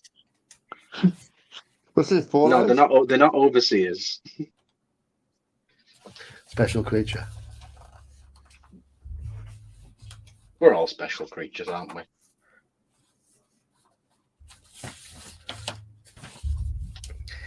Might I suggest you buy this wonderful little hopper, the old man says with a smile, pointing to the kangaroo-like creature that you were watching a few moments ago. His name is Rube, and he'll perch on your shoulder quite happily all day long, although he can hop along at walking pace if you tire of him sitting on you. Not only does Rube speak, he can also cast an invisibility spell on himself and on you too. If he happens to be sitting on your shoulder, just say 1, 1, 1, and puff, you're invisible. He also understands the troll tongue. All I'm asking for Rube is 50 gold pieces. Yeah, we're buying Rube. We're buying Rube. Yes. Bargain.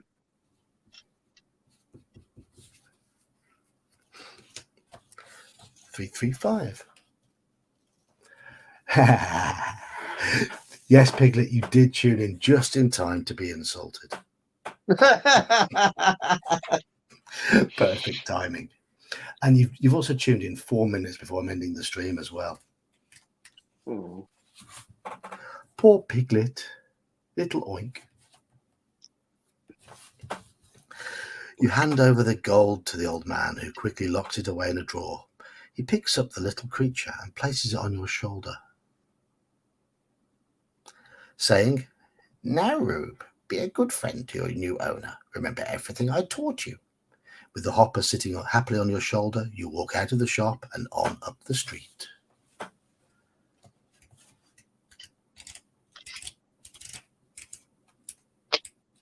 Never got time to go to the pawn shop. Pawn shop, yes. Pawnbrokers, not pawn shop. Yes. Same thing. Oh no, it's not. Well, it is for the Americans. I'm just going to repeat what I said a few weeks back regarding Nightbot. If you want to have your own little message in Nightbot, for you to be really happy and type an exclamation mark in your name, and if you to say something, just send me a message on Discord and I'll do it. I'm still thinking of mine. No, I'm still thinking of yours. You don't get to choose. No, okay. I appreciate that. Did I do one for you? I can't remember. I don't think you did. Let's have a look. Let's have a look. I don't think I did. Oh, I don't think I did, actually. No. I was fiddling around with them the other day. Oh, there we go. I have. Yes, I have. There's one for you. Oh, what is it? I'm Northern me. Northern Love me, me I whippets. love whippets. Whippets. Oh no, come on. I'm Northern me. Love me whippets. So many of those freaking things lying about on the streets. It's ridiculous. Right. Yes, I did do one, yeah. Further along the street, you come to another shop. The window is full of old things, all piled on top of one another. Tins, boxes, clothes, tools, pottery, carvings, and other curios, all heaped up like a pile of jumble. A pawnbroker's sign, somewhat the worse for wear, hangs above the door. Do we enter the pawnbrokers? Yes. Yes. Buy all the things. Are whippets still nitrous oxide? It's the whatever you get in like the little plastic metal canister Yes, those things, little yeah. silver bullet things. Laughing gas, yeah.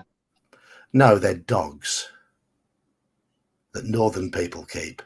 Don't be changing language now. They're dogs. What? Whippets? Breed of dog. A breed of dog. A whippet. Oh, it is. Oh, I didn't know that. That's the connection with up north, because northerners keep whippets. No, a whippet these days is that freaking thing that everyone gets fucked up. Don't be changing language now, you saft northern get. I ain't changing nothing, mate. Let me tell you now. This is what people in Manchester say. I don't give a toss about Manchester. I'm talking about whippets. That dog, like small greyhounds, run fast. If you ask any northern person what a whippet is, I'm sure they'll give you a very different answer to that. 30 years ago. If you whip it out.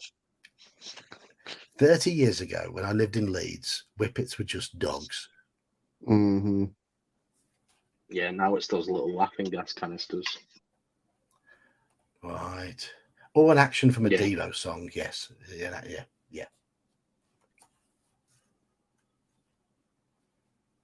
Okay, we enter the shop.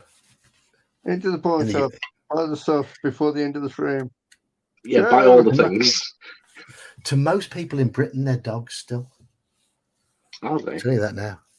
Are we just going I've to buy all the genuinely things? never heard of that breed of dog. Okay, we go to the pawnbroker's shop and we meet up with Bonnie again. Do we buy all the things? Yes? Yes. Yes. Buy all the things. Buy all the things. Okay. So we have a brass owl, a copper lantern, helmet, ivory box, and green vase. Thank you, Mercurius. Thank you, Mercurius. Mercurius Orlicus. Mercurius Orlicus, the title of an English Civil War document. That's where the name comes from. All right. Yes. English Civil War. Yeah. 1643. Need to read up on that. Yes. Don't teach us that in school, do they? There's a lot of history they don't teach you. Probably even less now because of what they can't teach them. Because of whatever. Yeah, because they can't be putting those ideas into these young people's minds. Yet they're happily teaching other stuff. A news book on the side of the king. Yeah.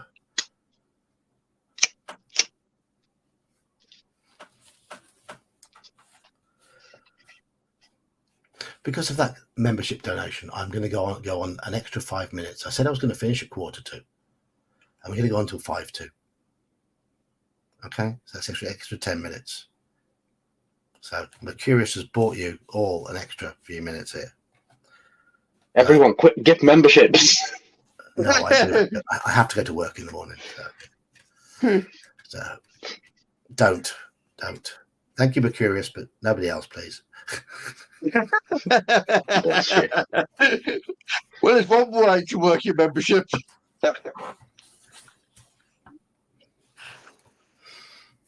So we bought all the things. All right, let's go to the pie factory. Right. No, let's avoid the pie place, please. You arrive at an old building which looks like a barn with large wooden doors at the front. A man is standing in front of the doors. There's much shouting and cheering coming from inside the building. You step towards the entrance, but the man bars your way. Pie in competition, he says gruffly. 5 gold pieces to go in, but then you can join the competition against Big Belly Man if you think you can out-eat him. Mind you, nobody ever has, apart from us when we last played this. I think I should tell you. Yeah, apart from us 2 hours ago. Yes. Yeah, Do we pay the entrance fee and go in, or do we walk on by? Walk on by this time. We died walk on by. long left. So pie For on, people pie who on missed that part of the stream, we actually died in there, so... We won, then we died. Rather unexpectedly as well. Walking down the street.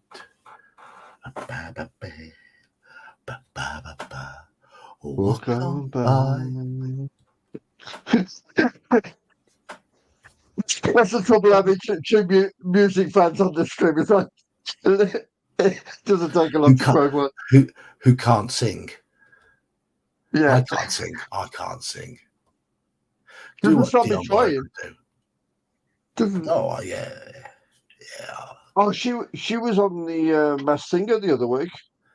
Yeah, she got voted out first. That's because they knew I who she know. was. She got voted out. They Well, knew there's who no she was. disguising that voice, bless her. No. Oh. So there is a downside to being too good. No, she's got one of them very distinctive voices that you can't. Yeah. If you hear a Dion Warwick song, you'll recognise her voice whenever you hear another Dion Warwick song. Yeah, that's fair. She's got a very soulful voice.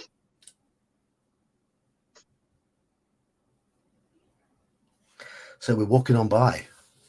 Yes. Yes. Okay.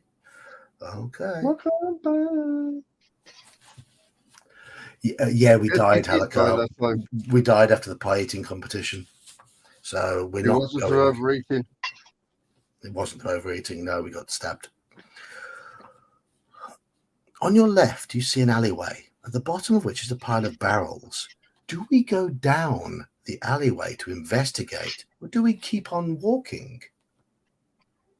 There we go. And Keep now look at walking. barrels. No, keep walking. I disagree. It's an alley, bro.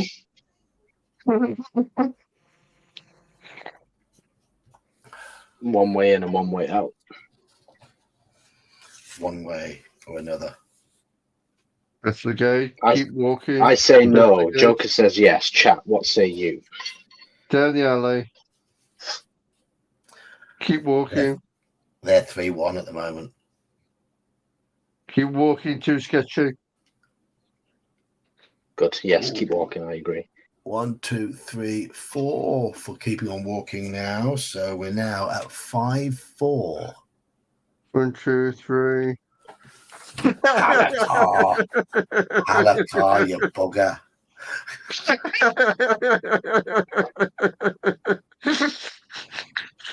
Oh, Halakar.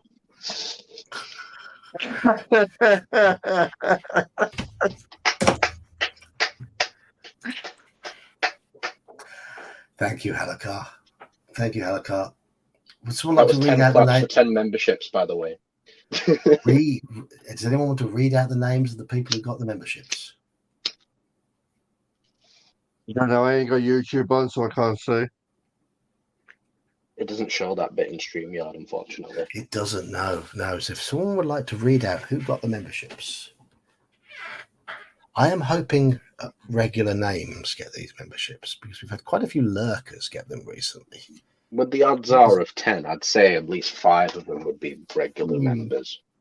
Yeah. I like it when they go to Fingers regular crossed. people. People who contribute. Yes, I mean, Coco B. Nice one. Coco B's been well involved tonight and has been on here before. So that's good. Any other regular names? Richard P. Don't know.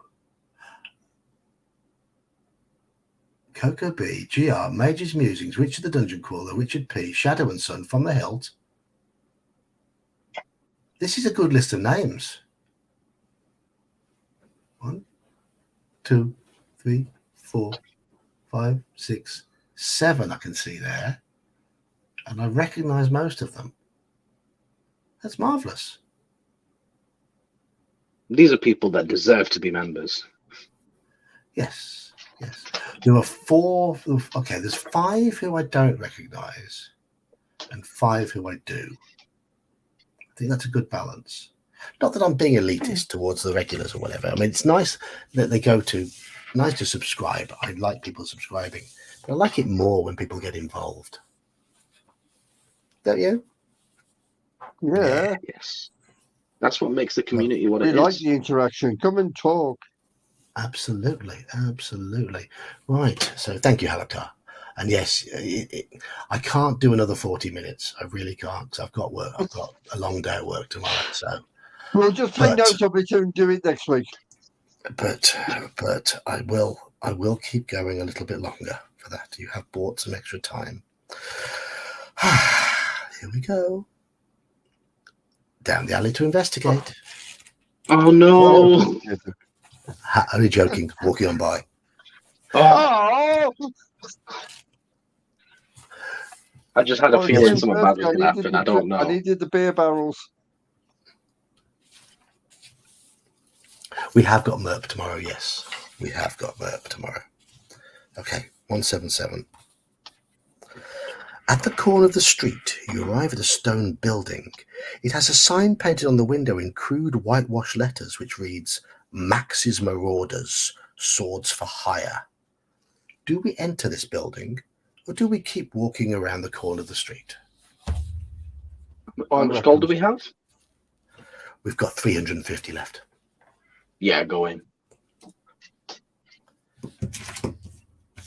So I mean, we did say to our crew we were going in to hire people, so. we did, yes, we did. Chat are agreeing with you. Chat are definitely agreeing with you. Yes, yes. Go in, enter. Go in, enter. Yeah. Enter. Yeah. This is what we've come for, isn't it? We're going in. We're going in, indeed. 63. Swords for hire. Absolutely.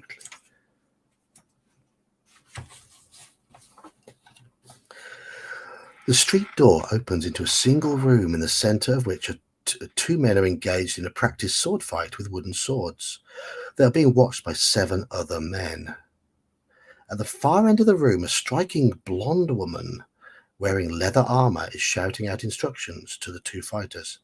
Stop, she shouts suddenly. Take a rest while I see what this intruder wants. She walks over to you and says, I'm Max, and these are my boys. Do you want to join them or hire them? You reply that you might be interested in hire them. My boys are the best. 200 gold pieces, and all 10 of us are yours. Ouch. Okay. Do we pay the price she wants, haggle, or refuse and leave? Do we try to haggle?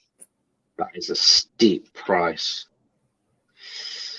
It's a very steep price. I mean, It is. I'm not sure what else we're going to spend our money on, though, once we're out of here. So I'd say go for it. Everyone's saying haggle. Everybody's saying haggle. Okay. Like I say, but you're also thinking we haven't actually hit the middle of the book yet either. Oh, we have. This I might think be we the have. middle. I think this is the middle. Okay. So we're haggling. 255. She don't seem like the haggling type, but all right, let's see how it goes.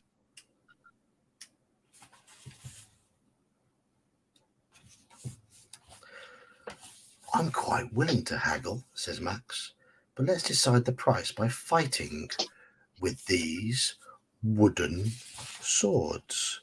If I land a blow to your chest first, the price will be raised to 300 gold pieces. If you strike mine first, the price will be 100 gold pieces. Okay. Do we take on this gamble? Come on, Bass and Dice. Or do we pay the 200? I'm hoping it's a skill check. Come on, Bass and Dice. Don't let us down.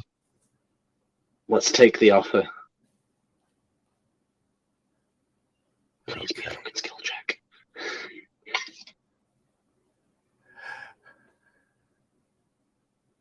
Use the dice. Manfred's wimping. Mercurius wants to pay.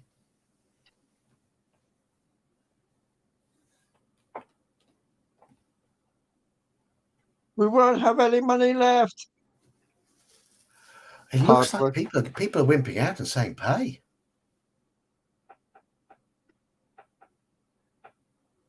So, Straw Piglet, can you confirm what you meant by deal?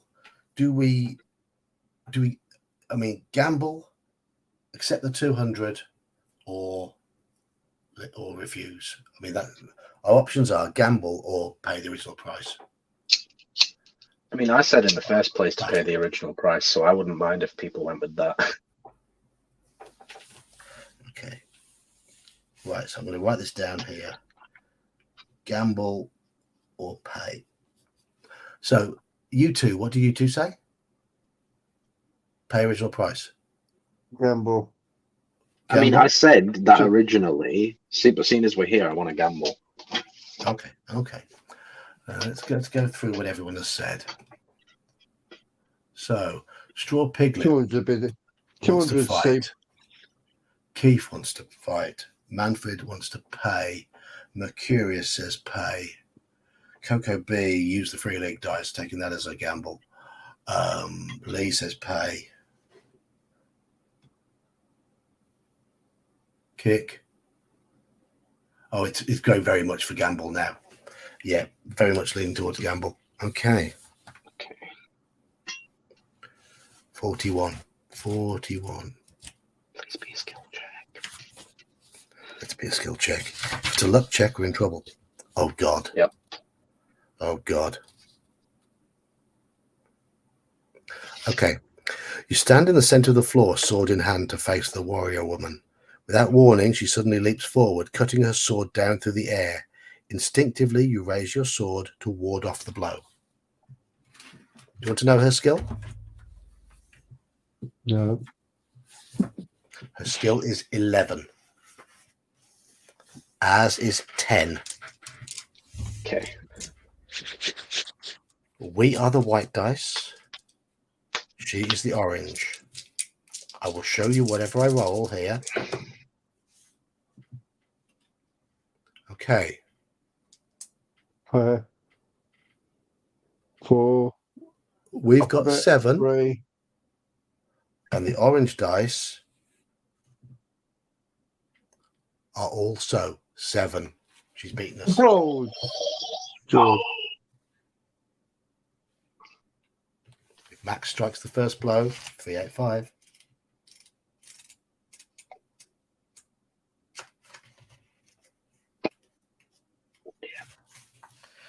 You congratulate Max on her excellent swordsmanship as she shakes your hand. You tell her to meet Lexan at your camp outside Zengis, where she will receive her payment of 300 gold pieces. Oh well. Oh well. We lost. We can't use luck to change skill rolls in this. You will not regret hiring us, she says, as she leads her men away. You watch her for a few moments before turning the corner of the street.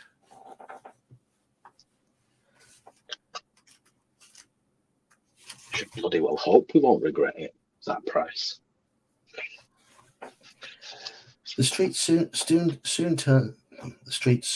to the left again, and as the shadows of darkness start to creep out from the sides of buildings, you decide it's time to find an inn. One called Helen's House is the first you come to. It offers rooms for 1 gold piece a night. Do we spend the night at Helen's house, or do we try and find somewhere else? Yeah, let's go in. Good place to finish the stream. Yeah. I'm going to go on until 10 past.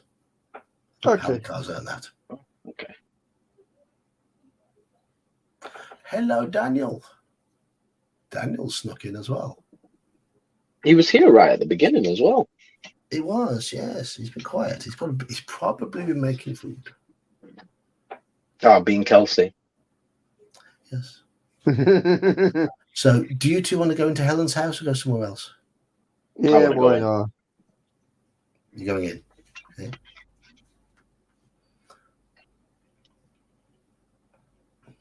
Seems So- she needs a hand. Jeb and Keith say somewhere else. Everybody else so far is saying Helen's house. So we're 6-2 at the moment, 7-2. Daniel, yeah, made dinner, had a nap. He was here, but not. He was here in body, but not in mind.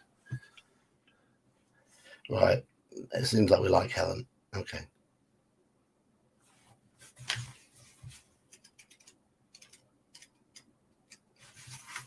I wonder if Helen's house is hell on earth. Sorry, that was a really bad joke. The door opens into a small reception room, which has low oak beams and white walls. In the wall opposite, a fire is burning in the hearth, and above it is a painting of a small sailing boat. A man is sitting in a high-backed leather chair in front of the fire, vigorously polishing a silver cup. You clear your throat to get his attention, and he turns towards you and says, "I beg your pardon, but I didn't hear you come in. As you can see, I'm busy polishing up this cup we won at sailing. I don't want to bore you with my sailing stories. A room will cost you 2 gold pieces, including breakfast." It's 2 gold pieces now. Nah. And it says we pay him, so it takes us to 48. That's a bit naughty. You pay for the room and wait for the man to give you the key. He stands up, but instead leans against the hearth and looks admiringly at the painting.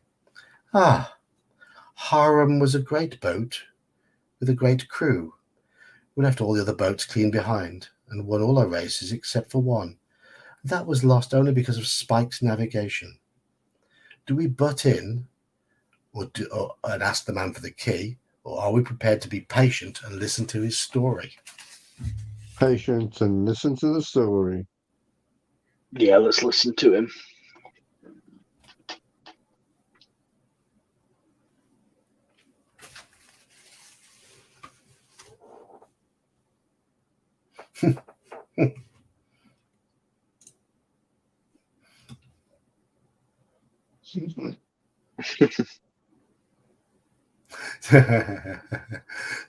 True. Daniel. It's arguable. No, it's not. He's right. I'm trying to be nice. Daniel's one of the Discord's characters. One of the Discord's characters. One of the people who make the Discord what it is. If anything needs more guns and alcohol, just call Daniel. Yes. Who are you going to call? Dan Kearney.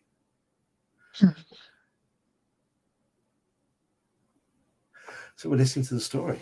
Okay. Listen to the old man's story. 183.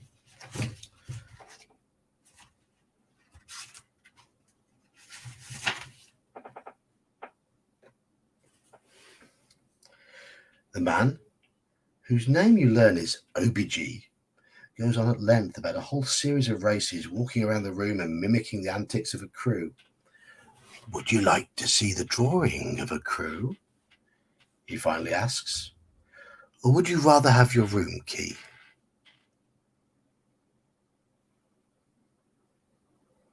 Drawing or key? Let's see this drawing. Okay. Yeah, drawing.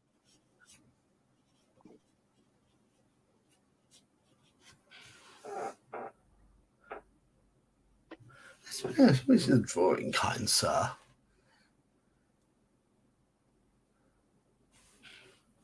It's Manfred who's being outvoted most of the time towards the end of this stream. Oh dear. So I know how you feel, mate.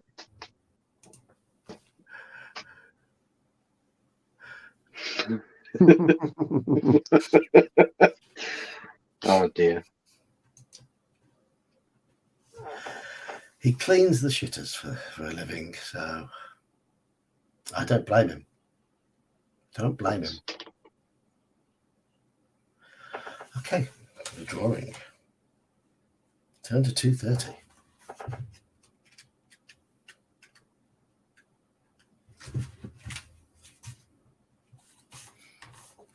OBG opens a cupboard drawer and pulls out a leather-bound book.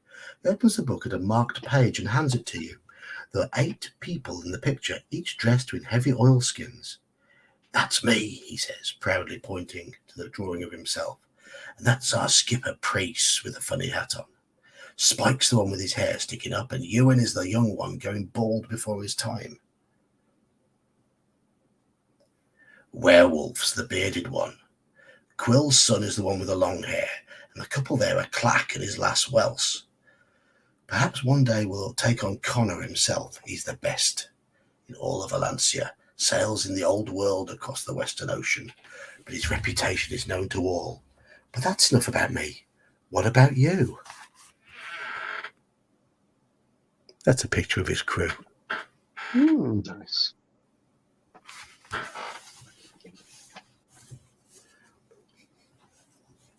You decide to tell Aubergine about your quest, and his eyes widen in amazement. I'm afraid I'm too old to join your campaign, but I would like to help your cause, he says before disappearing into a back room. He reappears in a moment, holding a magnificent sword. If this cannot slay a demon, nothing can, he says with a smile. Leave me yours and you can have it. You examine the sword and see it is of remarkable craftsmanship. You do not hesitate to make the swap. Add 1 point to your skill. Yes. Aubergine then hands you the key to your room and wishes you good night as you climb the stairs. Turn to 376. And I think that is a perfect note, a nice positive note to end tonight's stream on. I agree. That is. So I'll just show you that picture again of Aubergine and his crew. We made it to bed. And we've made it to bed, and we shall sleep, and we shall hopefully recover some stamina and maybe some luck. And thank you, Halakar, and thank you, Mercurius, for the memberships. And thank you, IQ, alias, Intellectual Quandary, alias, Iman, and Joker for being the sit-in guests. And thank you, chat. Thank you all for taking part. Gone on. So I started later than usual, so yeah, it's gone on later as well. Don't worry, Manfred. Don't you worry. Don't worry. I don't expect people to spend money on little me. I just expect people to turn up and contribute to the chatter. That's what I expect. That's what I want from all my chums. Yes, it is pumpkin time. It is pumpkin time. Oh, yes, pumpkin hour. Yes. So thank you, Halakar. Thank you, Mercurius, for the donations. And thank you, chat. And thank you, Iman and Joker. Cheers, everybody. I'm off to bed. Good night, everyone. At work in the morning. Good night. Night-o.